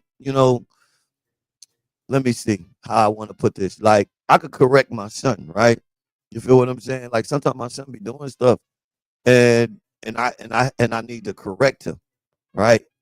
And it's two ways that I could correct him. One way I could correct it, same thing with coaching the kids. People are always, I'm one of them type of people, you could give me the worst kids in the whole league. We always outperform what people expect us to perform. Why? Because it's not that, it's because of the way that I choose to correct kids or correct people. And I think sometimes we need a little bit of that in our community. So sometimes when you correct people, it could sound like bashing them. It could sound like you tearing them down. And then you could also say the same thing, but say it in a more encouraging way. You feel what I'm saying? I'm not saying what I'm saying is. I ain't No, let saying me you ask you. even Let me saying ask you. nothing. Hold on. Let me ask I you don't this. even think you're saying anything Let me wrong, ask you this. Let to me ask be you this. honest. Have you ever had a kid, and we'll end right here. Have you ever had a kid that say, Coach John, I can't do it, right? Yeah, and I say we don't use can't. And then you teach him or show him, even after you show him that day. Don't you tell him when he go home, practice on your footwork a little bit at home, right? Don't you do Definitely. that, right? Don't you do that? These But phones, but I these don't. phones got. I'm not But saying what I don't do is not. You I right. don't. You No, right. What I don't do is be like, man, your footwork is no, terrible. no, no, Oh no, my no, God, you no, ain't never no. gonna get it right. And you Hold is up, hold up. Before you make people think I'm like that, no, because you you do don't that. do that. But No, what I'm saying to my I'm saying people, sometimes it no, come off like but that. this is what. Not you, but No, it yeah. per se. Now, for me, and you notice, I got videos that just simple say, I believe in you. You could make it, dude. You could do whatever you want to do. I do that all the time. Yeah, now I'm with you. You are an encouraging person though. You are an encouraging person, bro. What the dudes that come on there and act like they smarter than everybody and say, yeah, black people, y'all dumb. See, Yeah. that type, I know what you're talking about. But I am the type to sit down and say, man, black people, you're better than that. Even when people come at me wrong, I say, man, you're better than that. You know what I'm saying? But it's almost like, to the point, I just feel like with us, I don't care what people say right now, what I'm about to say. We are the chosen race. We are the chosen people. We are God's people. And I feel there's nothing we cannot do. So my thing is, I don't want no more excuses. We can't say the white man. You know what I'm saying? We can't say the judicial system if we ain't committing crimes. You feel what I'm saying? The judicial system can't hold you back if you ain't committing no crimes. Let's be totally honest. White man can't hold you back because guess what? You can go get your own business. You could be your own entrepreneur. You feel what I'm saying? So I get what you're saying, but I just be like, I just feel like, yeah, I just feel like we give too many. We sometimes we let us off, and I think we strive harder as black people when it's harder for us. I'm gonna be real. It sounds crazy. We seem to strive harder when it's harder for us. You know what I'm saying? All of us that are struggling. Yeah. And the main reason that I said it, the main reason that I pushed that part of in this particular conversation, Mm-hmm. because when we be having these conversations, that probably should be more based on our culture, Mm-hmm. and we have them in public spaces. A lot of times, people that don't have our best interests at heart, they hear these conversations of what we say, Mm-hmm. and when we speaking to us, and then they take those clips of us speaking to us, and they go back and use those clips as evidence against us, and say and start saying things like, see, they don't even go and vote, or see, they don't even, and some of those things are true, but the part that they'll leave out is, yeah, the people only went through 400 years of slavery. The people we I mean, we they got the worst school that, and people will leave that part out, and it's like I'm stuck between a rock and a hard place because I don't want to be like, oh, I'm just giving you excuses, but I don't know because it's true too. It's two things could be true at the same time. So whenever I'm having these conversations, me as a media person, I gotta I gotta remind people of some of these things because people that don't have our culture best interest at heart, they take these conversations that we have publicly and and then they use it and they use it against us. And You feel what I'm saying? and I'll say to that real quick. And I think it's easy. I think it's easy for people when they're in a better situation to be like, oh, that's just an excuse. First of all, I feel like this: if you somebody that's not part of our culture, and which means you part of a different race, I'm not gonna let you. Because we ain't got that much time. Yeah, we should know better. Yeah, we should know better than to let anybody from another culture tell me how to be black and tell me what I went through. Well, I don't even think it's about how to be black. They just use it as evidence against us. I'm not hearing you to push the narrative. I feel you. I'm not hearing you. That's like me going to tell somebody Jewish. All right, man. We got to switch gears. We got to switch gears. I think it was a good conversation. Always a good conversation. It has to be. These conversations have to be had. I be trying to figure out like what's the medium ground. I guess because I don't think it's anything wrong with the message, but I know me being a media person, I'm always trying to figure out. Use that chair for me, Lost Dog. That black chair because it's gonna be too low. My bad. Playing producer and doing multiple things right now in the studio. But I'm about to bring on my man Lost Dog. I don't have him on the live stream, but you will be able to hear him. And I do want to give him a minute to show him some love. We're gonna switch gears. Of course, it's WHIV 102.3 FM New Orleans. The Morning Brew. Got a couple of different things going on this morning. Everybody hit me up, wanting to tap in. But as we switch gears off of this, we was talking about, just to give you a review of what we were talking about, because we did get off of that a little bit. We started off talking about that Calvin Duncan situation and what's going on with them eliminating judges, which spiraled into a conversation about voting, and then spiraled into a conversation about what we need to be doing to make our culture a little bit better when it comes to civics. So that's where that conversation was at and how we got there. And what I find, Serv, is a lot of our conversations come back to that particular area. So maybe we're gonna have to dedicate a day or something to that, because it seemed like a lot of them conversations end up right back in the same place. And maybe that's something that we need to work on. But without a further ado, man, let me switch gears real quick. I got my man Lost Dog in the building. Good morning. What's up with it, brother? Man, what it do, brother? First of all, let me say happy birthday. Man, appreciate you, brother. I remember. Happy birthday today. Fast, bro. Yeah. Too fast. Bro. Them birthdays be coming back to back. Too fast. Yeah, we not gonna sing happy birthday. Because somebody might hit a pause on it. We had a bunch of those already. We don't need no more. Word. As a matter of fact, I make a reference to that on the new single. About how fast the time is going. How old did you? I'm gonna do something that we ain't supposed to do. Women don't do. Hey, brother, how old are you? I'm 47, man. You know what? And I'm man, you was proud, man. You was chicken. Let me tell you, man. Chicken, man. Yeah, is it the Jamaica cologne that helps you sit down? That's exactly what it is. Oh, yes, sir. Okay. Yes, sir. And taking it easy. Yeah, there it is. And staying out the way. Yeah. Stay out the way. Duck the bullets. You know how it is out there. Duck the bullets, man. And you talking about red beans. So real quick, man, tell everybody out there how long you've been doing music and a little bit about yourself. Oh man, I've been doing music since I was a teenager, really. So 17. So y'all can do the math on that. But professionally, since about 27. So probably about 20 years, man. About 20 years, professionally doing it. Now I also everything is starting to match now for us, like the distribution and the production and everything, you know. So yeah, I've been doing it for a good while, man. 20 years strong in it, man. Like really grinding and trying to make it happen. So Okay. yeah. Word.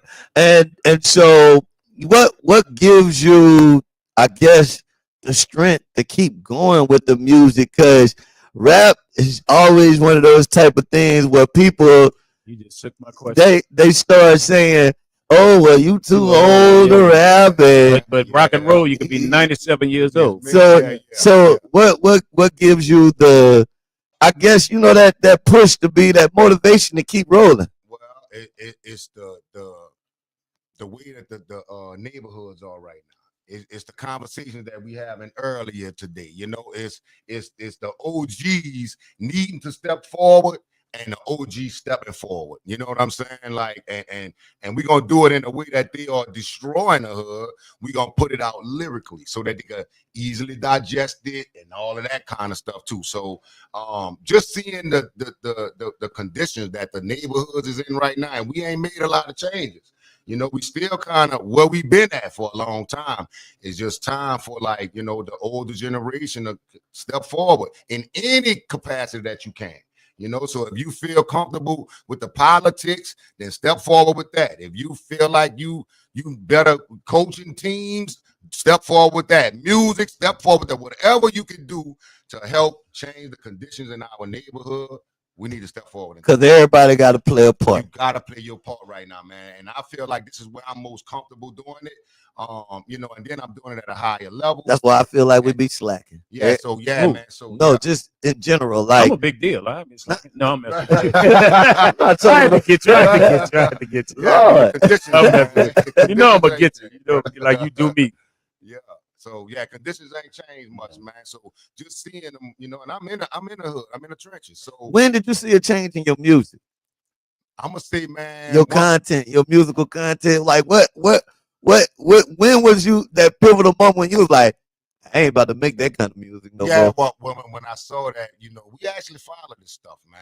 Like, you know, when Tupac came out, these guys had bald heads and bandanas, and then when Wayne came out, you know, dreads and locks, and Rick Ross came out, it was the beard. So we really followed. Jigga was the button ups, and the grown man was getting put on, and all this. So when I figured out that we actually following this stuff, man, not when we follow it to the T, right? We act like we're not influenced by it, but we are following this shit to a T. So, excuse me, we follow it to a T, and we cannot continue to push those narratives because we see the youngsters, they following it. So yeah, that's where drilling come from, drilling and all that. And you know, you following it. Yo, no, drill rap. He's talking about drill rap. Real so extra. Started in Chicago. Yes. So, what Young Boy do and YB do. Yeah. So. And I feel like, you know, the people where the powers that's in you know, people that run the rap game. Did it start with drill or did it start with trap? No, drill is a whole different thing than trap. It's different. Yeah, I mean, trap was just still hustling music. Still hustling music. Money, but drill rap, that's when they started talking about all that robbing and killing. Yeah, see, drill was that robbing and killing music. Rap during the days where once in a while you see I pop you. You know what I'm saying? Right. But drilling, they doing whole songs by actual crimes. They talk about the whole, the whole. Got to be real. Yeah. The whole. Got to be real. Yeah, they got to be able to check it. The whole graphic. The feds check it and the rest of all the time. So yeah, man. So when I saw that we were following the music, bro, to a T, it's like, you know what? I cannot continue to push those narratives. I have to change the narrative. So I started with Survival Music 1. You know what I'm saying? And that was way back in the game, one of my first albums, you know. So, and this is actually the follow-up to that album, you know what I'm saying? So yeah. Word. And so what's the name of this album? This one is Survival Music 2. You know, so you know, and it's got everything that's got to do with anything up to date right now. So if you're talking about the war in Iran, if we're talking about, you know, the alphabet community, we're talking about whatever, it's here. So yeah, and we're gonna address all of it. You know what I'm saying? And we're gonna put it in its proper perspective too. So and that's what it is. So let me ask you something. Two-part, three-part question. Number one, where are you from in New Orleans? I'm from the Ninth Ward. Okay, what high school? I graduated from Nichols. It was Douglas when I graduated, though. You graduated from Nichols, man. It was Douglas. When they had the little when they had the little midget that played the band of the little midget that played the xylophone. No, that wasn't us, right? Nichols, yeah, they had to was that Doug? No, now we did have Monster with the feet. Must not have. They got somebody in here that love monsters. You know what I'm saying? But let me ask you this though, man. Let me ask you this.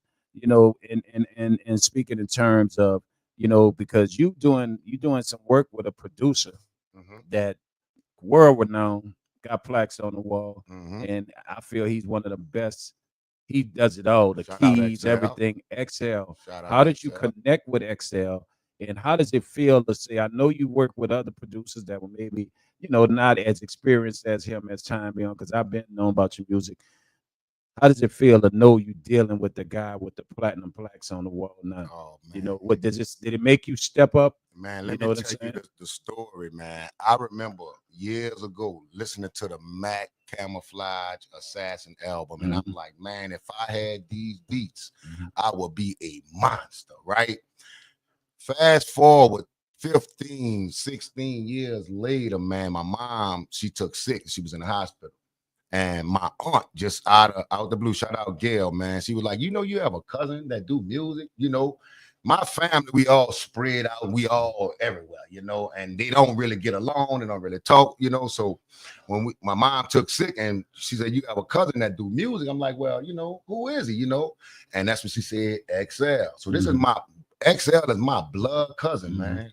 XL is my mom. My mom and his mom is sisters. If you don't know him, y'all out there, that's, you know, that's plaques. And so let me tell you, man, and just just by chance, basically, you know, so I reached out to him, and at the time I had Survivor Music, the first Survivor Music, right? And I actually I produced a lot of the songs on that album, and it wasn't great production at all, right? So, but I gave it to him, and he, man, shout out to him, bro, because he was able to listen past the bad production, bro. You know, and he was like, man, cause all you need is music. And he is the music man, bro. So you just cannot make this story up no kind of way, bro. He's been nominated for Grammys. A lot of people don't know it. He's from here. You cannot. He got a big time company with distribution company, XL Distribution. And nobody never mentioned him in New Orleans. Like, you might want to go sign with him or do something with him, because he is really on that level. My God, 85%. He get you beautiful. Yeah, man. And man, shout out to him, man, because he actually, bro, took me under his wing, bro, because he ain't had to do that, man. You know, we all older. Sometimes you want to deal with family. Like, for real. But he was able to listen past the bad production and all that, man. He gave me a shot, and I definitely felt like, oh, I have to step up. If I had one time, and I'll tell you what the one song served, man, listen to this one. Listen to this. I promise you, I'm not losing. On your album, what's the name of the song, and why is that? And why is that the one? All right, so I bought the song that I figure is the one, which is called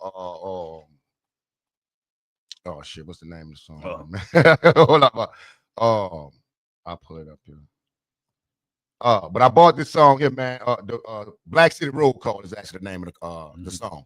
And the reason why I brought it was because it actually signifies what we need to be doing right now. You know, we need to, as Black people all over this country, bro, we need to stop kind of talking about the little frivolous stuff that we've been talking about on these podcasts, man. And we need to change the narrative to what we've been talking about earlier in this room, bro.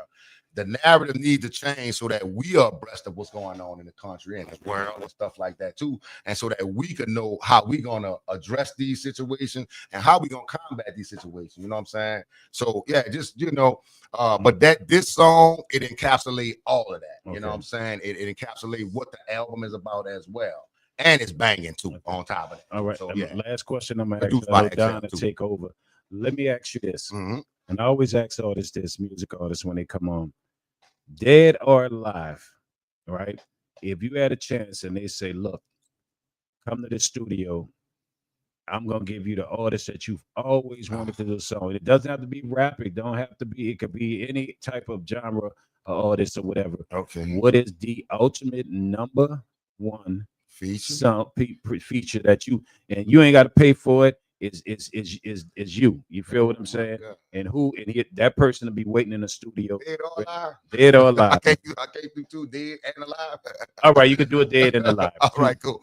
All right, so dead man. Oh, it's a hard one, sir. Because there's so many you got artists, Soldier, but then you got classic. Pac. Oh, Yeah, man. come on. All right, I'm gonna have to go with Tupac, man. I'm gonna have to go with Pac on the dead side, right? Okay, and alive. Alive. Ooh, that's a tough one too. Because you know what, I'm gonna make it easy for myself, and I'm gonna get away from rap, and I'm gonna say Sabrina Claudio. Yup, I'm gonna say Sabrina Claudio. Okay, Yeah. you see, That'd be too tough to go with rap. all right, now I'm gonna do you this while Don's still getting ready, right? Mhm. See, some people give 5 chances. Yeah. Give me your top 5 rap artists, All dead or time. alive. Top 5. All right. That if you're going on a road trip and you gonna take and you could play each one of them album 5, top 5. All right, we're gonna go Pac. No specific order. We got no specific order, All right? right. We're gonna go Pac. We're gonna go DMX. Okay, 2, We're gonna go Nipsey Hussle. 3. We're gonna go. Oh, I gotta put 8 Ball and MJG, Okay. and I gotta Scarface, man. Oh man, I gotta put Scarface. Hey, that's a good Damn, list. That's man. a good But list. I got some more though, man. No, we can't do He that. said that's tough right there. And Oh, Don man. touched on something earlier, and I kind of like it that the fact that when Ti came out recently, and it's like, okay, don't let the age fool you. We still got it. Oh yeah. Do you like the fact that what you do have a chance because that 35 and older, they still love rap, and I saw that on our I tour, love it. right? I love So it. how do you feel now to the fact that what? I could still make this happen. I could still, make my mark in this because my age group is still here. What a great thing about it is, I already have the worldwide distribution and all that stuff. So, my job is actually done, right? I'm not trying to be the big star. Mhm. My job was to get this information out there in this platform, just like this at this time, right? And if I make $1 billion off it, cool, right? If I'm a household name at the end of it, fine. But that's not the objective here. The objective is to change the narrative and to talk about some things in music that I think will move the culture forward. Because at this point, Because you feel like, man, the people that's looking for it, we running in mud. The people that's looking for it gonna find it, and when you hear it, you're gonna be like, Lord, nah. I rap better than a lot of these youngins. When y'all hear these joints that I got out right now, y'all listen. Age is nothing but a number. I can promise you that, right?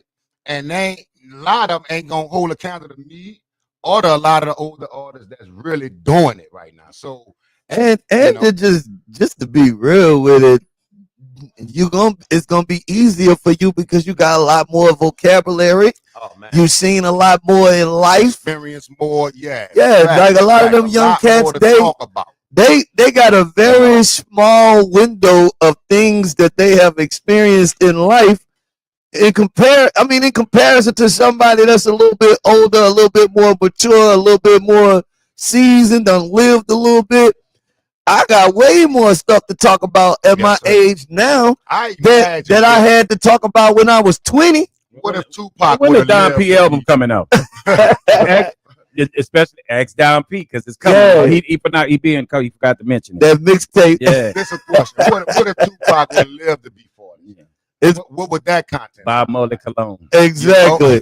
What if X would have kick crack and would have lived to be 46, 40? You know what I'm saying? And would have been able to produce at a high level. Biggie was still here. What if Biggie was still here and he was producing at a high level? This is what you Pac foretold a lot of things that's going on right now. Yeah. So but I would wonder, how he would, navigate through. You know what I'm saying? But I don't know if you got any more questions outside my last question, man. That I definitely real quick. You know what I'm saying? You said okay, what you how you stand and whatnot, and how you coming. You know what I'm saying? What do you feel about the effects, because people always say a lot of times rappers get blamed for the ills in the black community. Do you feel like rappers have always have been a problem that the black community has so many problems and issues? You already played a big part. I feel like they played a huge part actually, because what black people do, and especially black artists, we make the thing cool, whatever it is. We make it look The cool. cool factor. Drilling, yeah. So we can make drilling look cool. Let's just put it like that. You feel what I'm saying? We are the culture bearers of this country, of this world, really. So always said, when you putting out, the type of music that we've been putting out for the last decade, well, the conditions in the neighborhood is going to reflect that. So I feel like it's a huge part. Now, what you said earlier, it does have a huge effect too, because it's self accountability as well. Mm-hmm. Just like you could pick up that phone, you could look up, Pooh Shiesty, the music, or whoever. You can also pick up that phone and say, how do I become a rapper, or how do I become a producer? How do I fix my vehicle? I mean, everything is on YouTube. So self accountability is a huge part. But when you got the cool factor and you got the peer factor, peer pressure factor, going, self accountability is one thing, but then the cool factor is another huge thing, because we'll make it look cool and then everybody want to do it. So everybody want to be a killer now, So no, about to go to the song, right? Yeah, I'm about to actually drop the song, and then hang on for a minute. I got my man T-Ray the violinist. I'm actually about to bring him in so he could check out the song. I'm gonna be chopping it up with him right after we play the song. Yeah, so there you go. I got T-Ray the violinist. He just joined the talk table. Welcome, welcome, welcome, brother. What's going on? I'm working diligently back here on the production side, making sure I get everybody in and we talk about all of the things that we need to talk about. But right now, man, we about to drop a new single, another first right here at the Morning Brew. You want to go ahead and introduce that joint, man? We got the Black City Roll Call, produced by Donald XL Robertson, by none other than myself, Lost Dog. Check it out, man. Let me know what y'all think. And we up. Here it is, right here on the Morning Brew. It's the Power Hour on a Tuesday, man, where we give you a little more.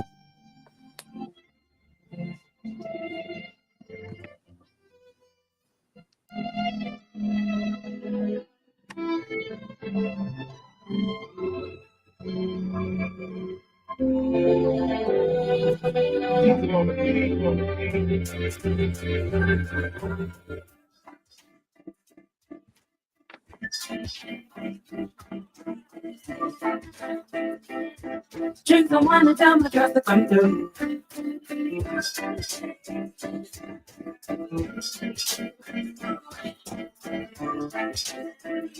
Treat myself to lunch and catch me a movie. Might go dance in the rain with no umbrella. Get that. I'm gonna push it. I'm gonna hold back.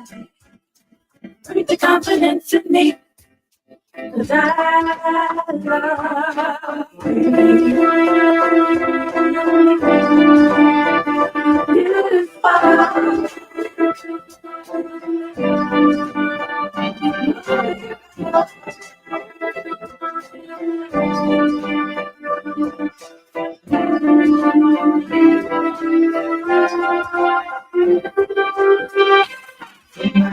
down to my feet. You are all I need.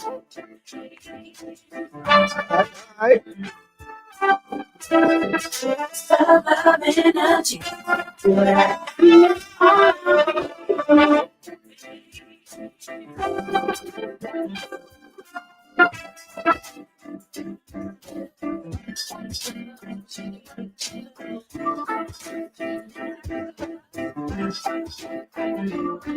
Ain't worried about the hater, that ain't nothing but the devil.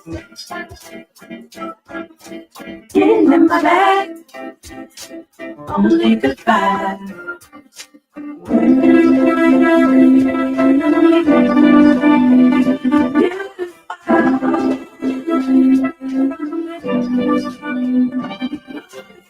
Head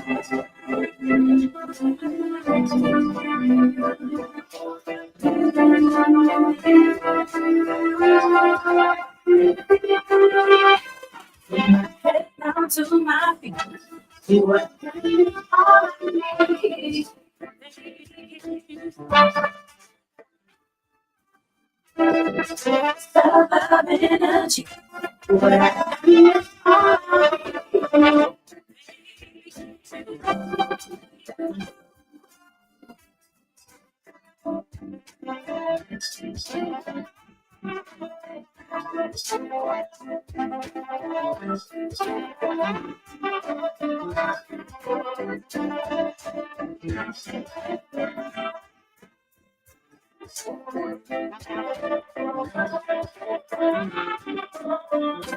Bring my head down to my feet. See what I need, all I need.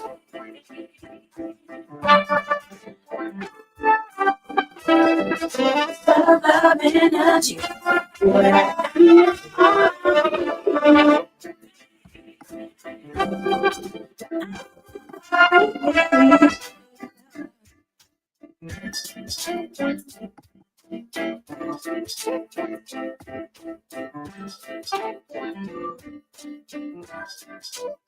You such a gentleman.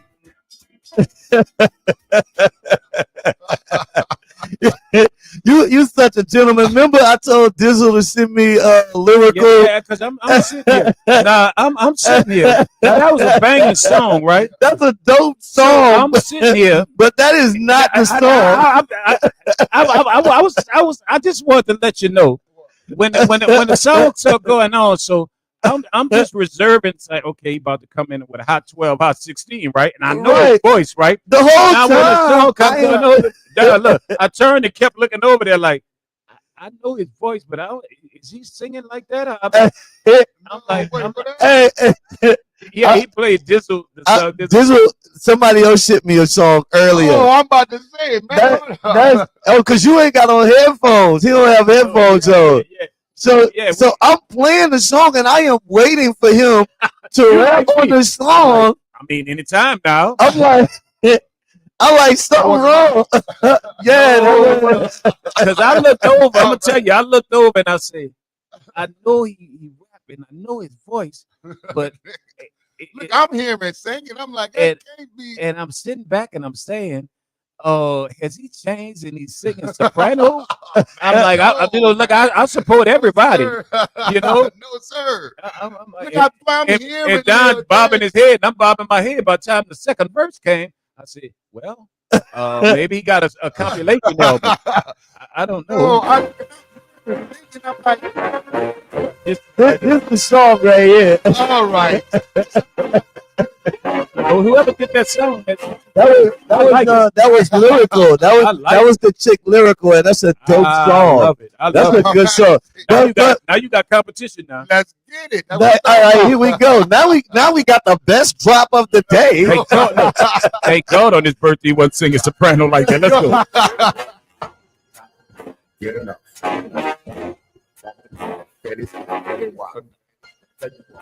Instagram,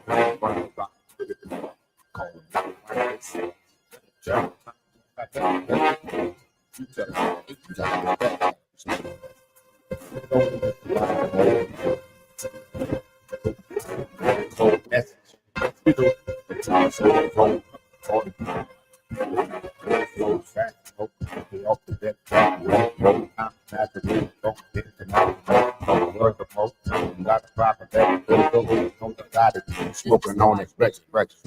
What's up? What's up? What's up? What's up? What's up? What's up? What's up? What's up? What's up? What's up? What's up? What's up? What's up? What's up? What's up? What's up? I say for the work of y'all to California.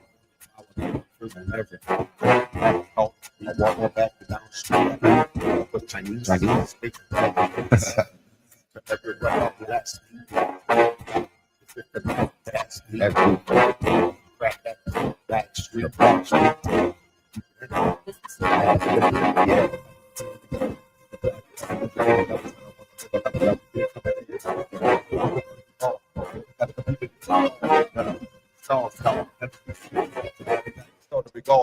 Ready to deal with all this. It's hard to call it.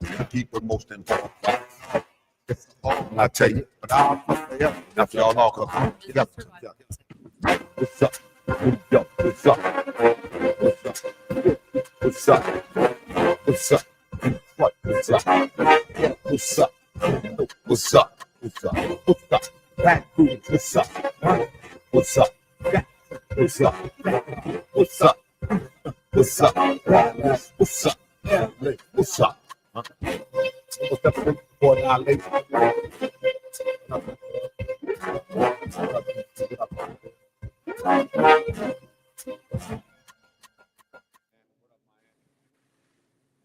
WHIP 1023 FM. Now that was the new single right there. That was the new single. I like that one. It got a strong hip hop feel, man, and that beat dropping, man. I like that. I like that because I know you lyrically hard. Yeah. And you could fall. You used back in the day, you used to fall in the gangster character. But that got a strong hip hop feel, man. Yeah, I appreciate it. I like it, man. I like. Then you switched up. For rap, people don't know. Most rappers are not as talented to they stay one way, you switched up tempo, you switched up style, you know what I'm saying, flow pattern. I like it. I appreciate that, sir. Yeah, I appreciate that. Especially coming from you, my man, because I know you've been in the game for I'm a big deal. No, I'm been just in the game for a long time, thank man. you, So man. your opinion is definitely wanted and needed. Right? And I know the hip hop head over there. Hey man, I ain't mean to cut you short. Tell everybody where they can follow you at and all that good stuff. All over all of the platforms. Official Lost Dog on Instagram, Facebook, Lost Dog. You can pop me in Google. If you Google me, Lost Dog, all of my stuff gonna come up. Shout out to XL on that, man. Yeah, because the whole album out. Album come out tonight, 12 o'clock. It drop. 17 songs. What's the name of it again? Survival Music 2 is the name. Survival Music 2. Go download that joint, man. Download 1, Survival 1, and all that. Yeah.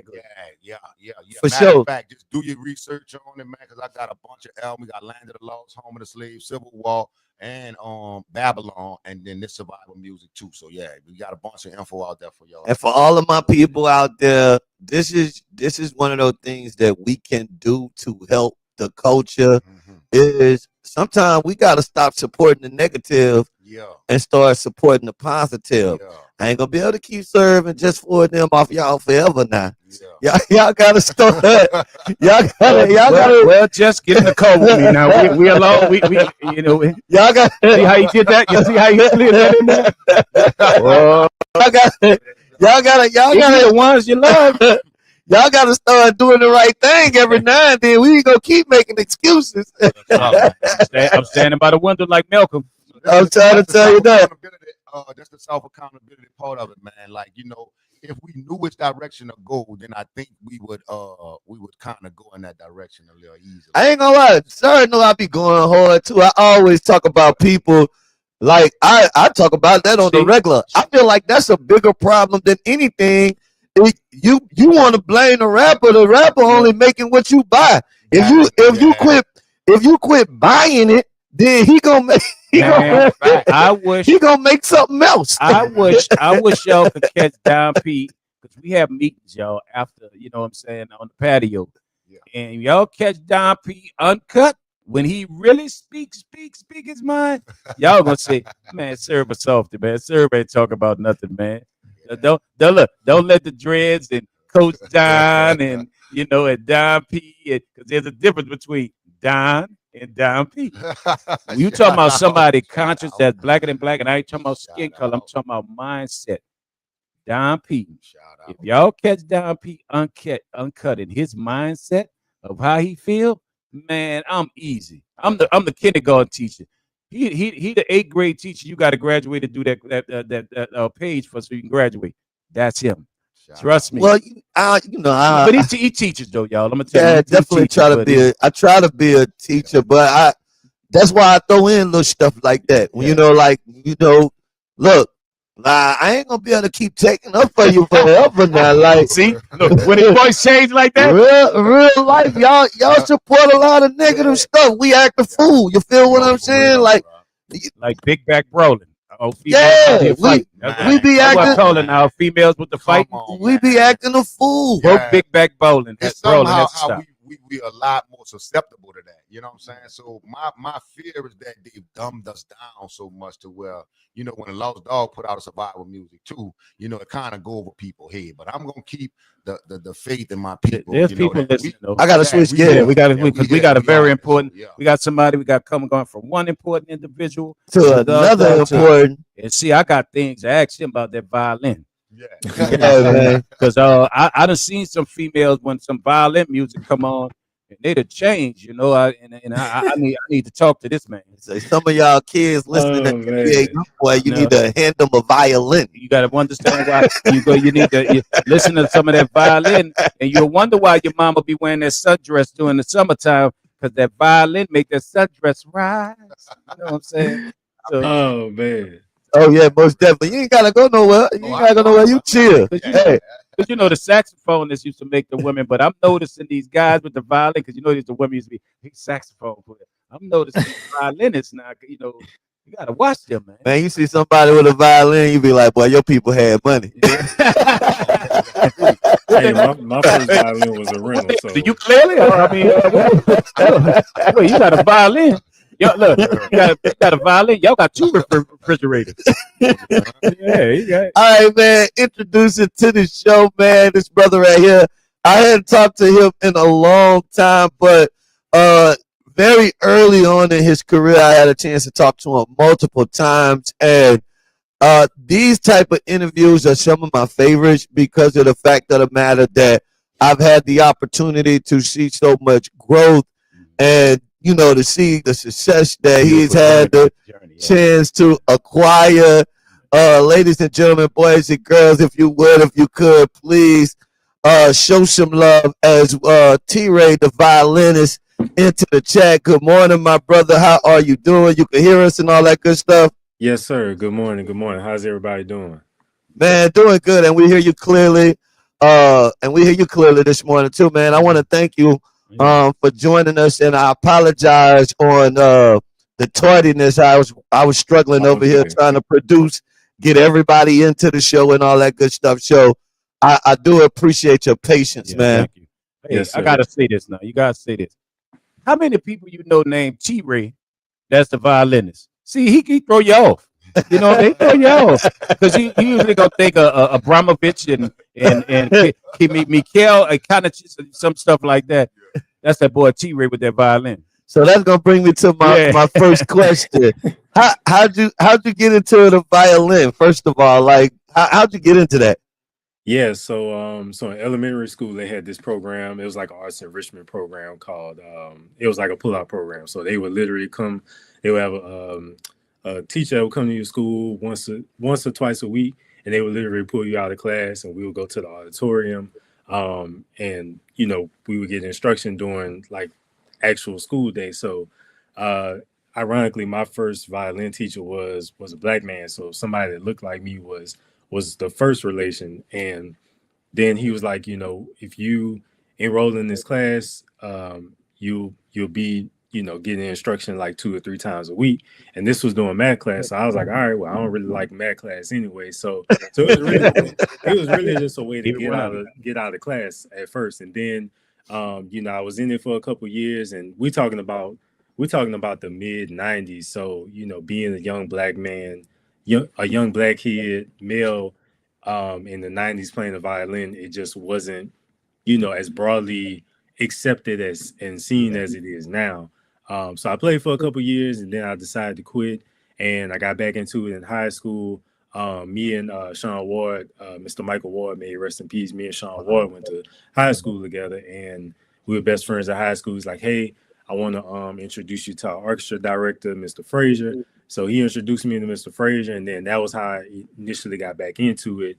And that's when I learned about jazz, and just how you can play different types of music on the violin. And that was when Sean put me on to his dad, Mr. Ward, and from there, it was like that was my spark. I was like, he's playing Anita Baker on the violin and like Maze and all these different See, artists, that's and what I I'm was talking like, about. See that? this See is that? very, very, very eye opening. So that was my initial introduction to the violin and why I'm here today. Man, that's why them school programs be so Important. important, bro. Yeah. Cause like you think about that, if it wasn't for the school program, he probably would have Yeah, never. he'd be on the snare drum instead. Let Now I me did let me play. ask this too. Why are you saying that? Because that's very important. I'll ask this real Yeah. quick because I know Don got more questions than I'll have. But I'm gonna ask you this: playing the violin, did you get teased? Because I admitted this once on the show, but I don't think nobody caught it. You know how I got into music? I played the clarinet, and I know I used to get teased. You know what I'm saying? In the video playing, I'm in the hood, and I come home, and they like, man, where you drum at? I don't have no drum. I got a Right. clarinet. Man, don't you play that for me, man? You know, they looked at me different, like it was a soul part of the band. So Yeah. how did you go through that, or people that didn't understand?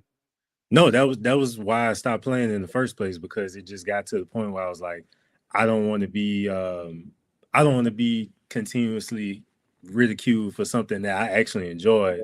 Because it wasn't, when I first started playing, it was just an outlet to get out of class, and then it ended up being something that I really enjoyed. But I was getting into altercations on the school bus on the way Yep. home, and if it was a situation where I had to ride the school bus home, as opposed to staying after school, or like my parents come pick me up, I would leave my violin at school just because I didn't want to have to deal with the ridicule of carrying it That's on the bus. But crazy. that's So yeah, I did have to deal with that, man. Yeah. let me ask you this. I bet you like Matt now because you're making money. You like Matt now, don't you?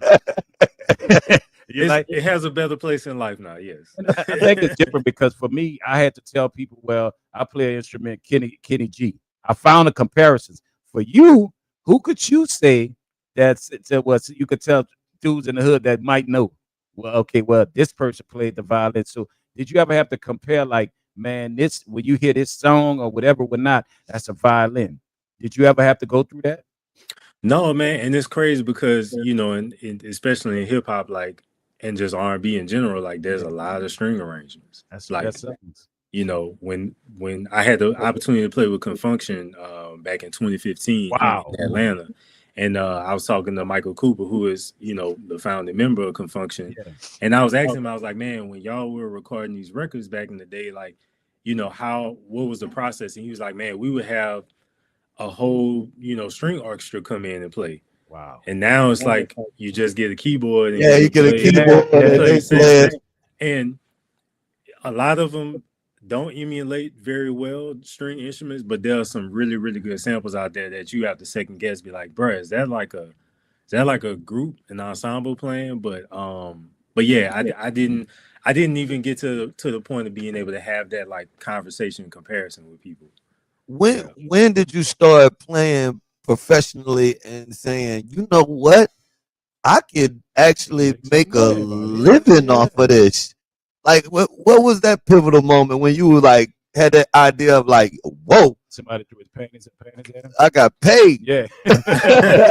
Wait, I So got paid. I was thinking more like I got paid, but I mean that too. Yeah. Hey, So I big think boomers up here. the first time I got paid for something, I played at a friend's church, and I got like $150 check. Like I remember going home and I had my church clothes on, and like I took a picture with my violin and the check, because that was like the first time I had been paid for something. And now I think that was probably in like that was probably in 10th grade, 10th or 11th grade, 1 and 2. Yeah, he already knew. 10th grade, legally. But to be honest, I mean, then it was just still something I enjoyed doing. I was still trying to play football and stuff. I was never first string. I was halfway coordinated. Like, it was a pipe What dream, position you played? I just got to ask as a reason. Say it again. On football field, what position you played? I was quarterback at one time, wide receiver, cornerback, and randomly freshman year I was lineman. So how you around here knocking people head off at cornerback and then playing the violin? I just want to know, but I wasn't getting the reps though. That's the thing. I wasn't getting the reps. I wasn't first string, so it just was kind of was a thing. I was like, all right, my cousin, who I call my big brother, he was in football and he was trying out for different teams. Philadelphia Eagles. What high school? We went to school in Baton Rouge, Broadmoor High. Oh, I know about Broadmoor. Yeah, Yeah, yeah. yeah. Yeah, So they he beat us was. in basketball at So I St. was trying to Albans. like take that Yeah. same path, but that wasn't the path for me. Let me ask you this. My No Limit family, they going on a tour now with the orchestra backing them up. You know, Mac, Mia, Yeah. Fiend, and Silk. How does that make you feel to know that something you so familiar with, they're not choosing the band, they're choosing the orchestra to do classic songs? How does that make you feel? And when you see people like who else? Who did it? Was it Killer Mike? Who did it in Atlanta? That did the with the orchestra? Young Dro. Yeah, all them. How Yeah, does yeah. it feel to see what you involve in the instrument that you play how does it make you feel to say hip hop like it's coming of age and we talking about black people? I mean black people gonna learn about orchestra, they're gonna learn about the Right. instrument you play. How does that feel?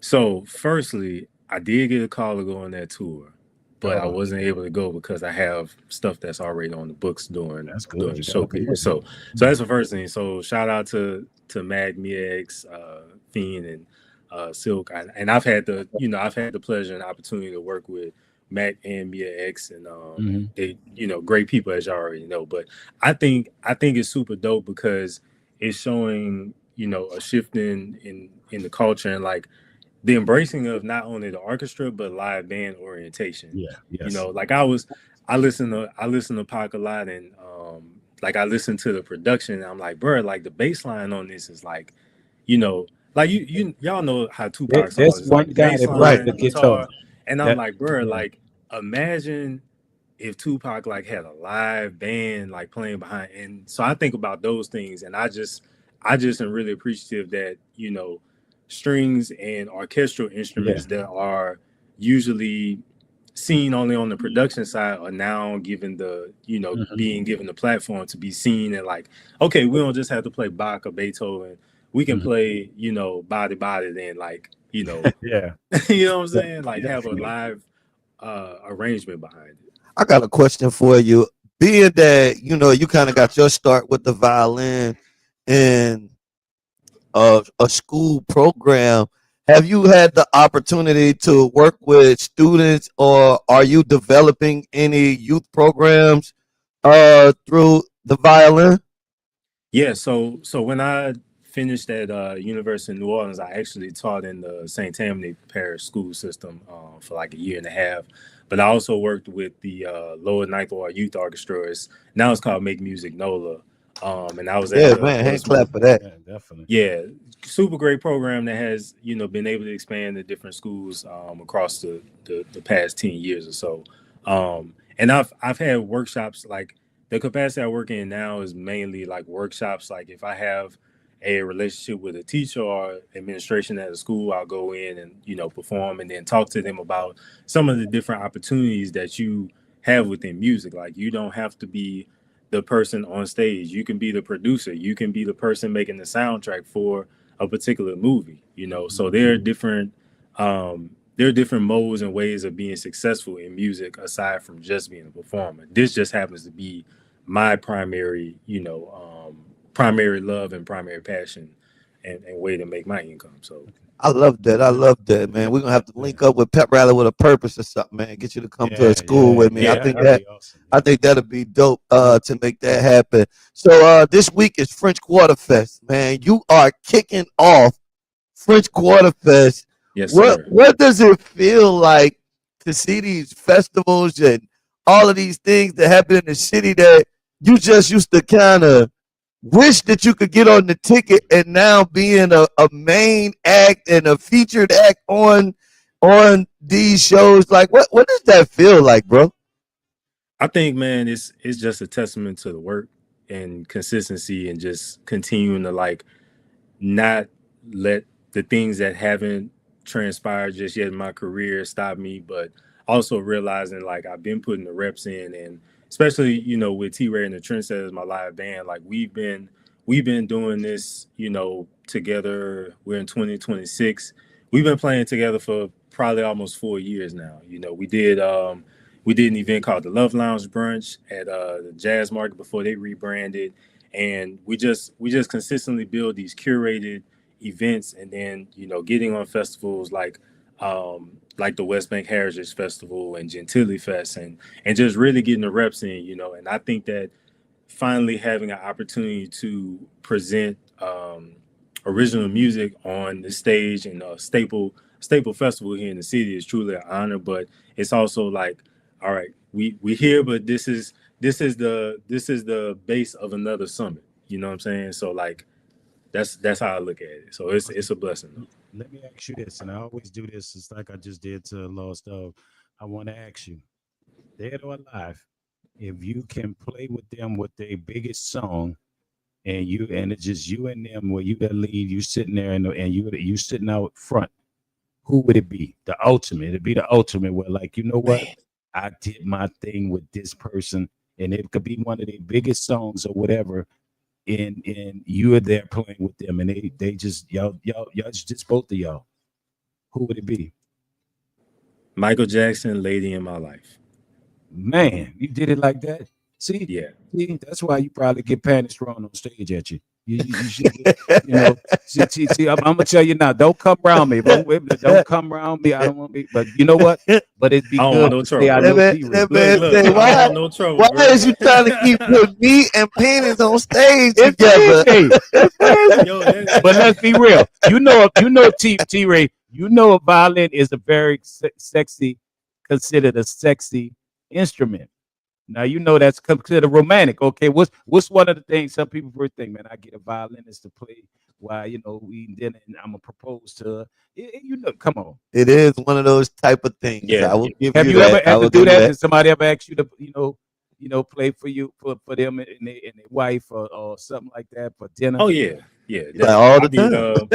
I did something She ain't probably side about a eye. month ago now, and the guy was he had a whole setup at this hotel for his girlfriend, who's now his fiance, and I just happened to have the way we set it up was I'm standing on the sidewalk, like it was dark, so they couldn't, she didn't really see that I had a violin, like I just kind of was hiding it, and I had a Bluetooth speaker attached to my belt, and I played the song on my phone as they walked past me. I started playing the song on my phone, and then I started playing behind them, and just like walked behind them and serenaded them, and then when they got to their final destination, I finished the song out. So yeah, I always. So you available for that type of stuff? That's good Yeah, stuff. You available for that? Yeah. Because I when I next time I get in trouble, and I ain't, what I'm saying? Not now. I don't cheat. Don't call in my wife. reinforcements. I'm talking about, if I get in trouble and she's mad about something, I need to get that number. All right. Yeah, that's all I need. All right, man. Just want to go through some other things, some shows we got coming up before we get ready to get out of here. Also, if you don't catch him Thursday at French Quarter Fest, or you do catch him and you need an encore, it is going down Friday night at Biosocial. I knew it was coming. Yeah, Biosocial is going down Friday night.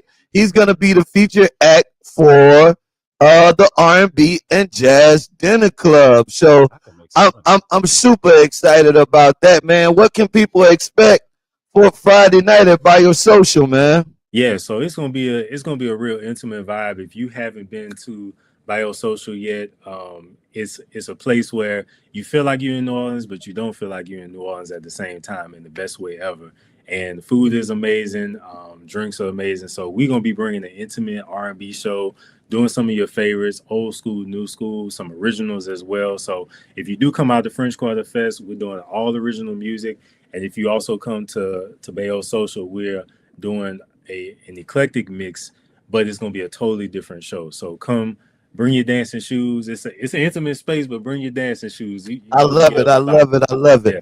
Yeah. Any other big shows coming up that you want to mention? Yeah, we doing the triple header this week. So we have French Quarter Fest Thursday, the Jazz R&B and Jazz Dinner Club on Friday, and then we're doing the Barrels on the Bayou Festival on Saturday at 620 in Lafayette Square. So all three live band shows this weekend. So it's gonna be a great time. And then we have our wind down Wednesdays at the New Orleans Music and Artist Center. They just changed the name in Algiers Point on first Wednesdays. So we have that show May 6th at the Jazz Fest as well. Man, So we got a stacked I line. want to try to get out there and check that out, man. I've been hearing a lot about that place over there in Algiers Point. So Yeah, I definitely want to get over there and check it out. That Wind Down Wednesdays, people been talking about that. I like Yeah. that wine. It's a down shit. I vibe, ain't gonna man, say so- about the panties or nothing like that, but that's all right. You know, but you know, we gotta give you. I gotta go ahead and give you the hood name with it, man. That's that boy T with the mini guitar. He do his thing. So you know, we With got the mini you can guitar. make it easier for people. You know what I'm saying? You know Yeah. what I'm saying? But no, man, I want to say thank you for choosing that instrument. I thank you because it, like Don always said, it gives our kids something else. You know what I'm saying? It gives them something else to look at and thrive for. You know what I'm saying? And I appreciate the fact that you dedicated yourself, you know, to even building who you become. But I think it's even bigger than the fact of the money. And you know what I'm talking about is what you showing our kids. You know, and Yeah. I really appreciate you for that, man. Yeah, thank you. And Anything, I didn't choose it. Like I feel God like it's a chose it. vessel, and God put There it you in my go. hands, and like I'm a vessel for it. Like I love that's it. my whole thing, man. And like I said, man, I support so much. Just man, you know why I like what T Ray doing with the violin is because it's something that I talk about in our culture. It's like, man, we got to bring class back to our culture, and something about that violin, and you going to see a live violinist, it says class, Mm. and I think that's something that you know we missing. Like Yeah. we do need to start being a little more bougie, but in the right way. You Bringing feel what I'm bringing our saying? kids to art museums, bringing our kids to see him play, you know what I'm saying? Yeah. Classical. And then he plays also play, you know, because I've seen this, you know, pages and stuff. He plays songs that you know. Right. You feel what I'm saying? So, but I think it's beautiful. You Yeah, right. the though. arts and the culture. We a lot of people forget that you know we were arts and culture. We were Yeah, the first violinists and Yes, all all of the this way stuff. back to Africa. Yeah, we was the first of Well, class. at least at one issue, they're gonna be the big back rolling. Right. No. It's gonna, you know. All right, it's coming Yeah. up on that time. I gotta get ready to get up out of here. The Big Chief is coming up next with Real Talk. Before we go, T Ray, man, tell everybody how they can follow you and how they can keep up with all of your shows and all that good stuff. Most definitely, you can visit traytheviolinist.com, and I'm also on Instagram, T_Ray_the_violinist. Facebook is T-Ray the Violinist, YouTube T-Ray the Violinist, all socials. So appreciate y'all, man. Shouts out to my man Holmes. Mike looked like Mike Holmes. He said, man, he appreciate the story of knowing how you got started with the violin. Oh yeah, So, shout out to Mike. Yeah. yeah. So that's good stuff. That's good stuff. All right, man. This coming up on that time. I got to get ready to get out of here. I want to thank everybody that rocked with us. I want to thank everybody that stayed for the Power Hour. Coming up next is more power. I got my men from Real Talk, the Big Chief, man, about to get ready to come up and do their thing. Don't touch that dial. Stay locked. See us at Biosocial this Friday, the R&B and Jazz Dinner Club. I suggest that you go on that website right now and get your tickets. I suggest you go on that website right now and get those tickets. You're going to take me out with a little something. I see the violin right there. Yeah, we can do it. Take me out with something, man. Take me out with something. We got to talk about tomorrow. Gretna Fest is no more. All right. Yeah. So we'll talk about it tomorrow.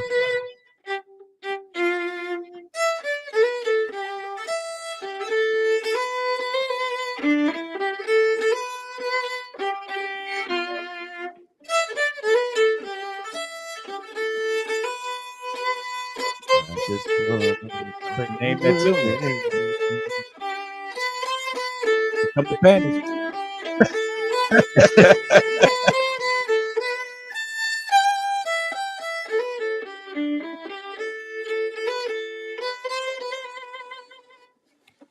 Man, give it up, my my man. You look over at your wife. See how much I love you, baby. Yeah, right there. Right there. My dog T-Ray with the mini guitar. Yeah, let's get it. T-Ray the violinist, man. Tell a friend to tell a friend. Thank y'all for tuning in. It is the Morning Brew And on Lost Dog, go get that new album. 1023 FM New Orleans. Oh, yeah, go get that album tonight, man. Go get that album tonight. Lost Dog. Definitely go get that joint, man. All right, I got to get ready to get out of here. I thank y'all so much for rocking with us. It is the Morning Brew on WHIV 1023 FM New Orleans. Girl, he can play that mini guitar. All right, T-Ray. Appreciate y'all, brothers.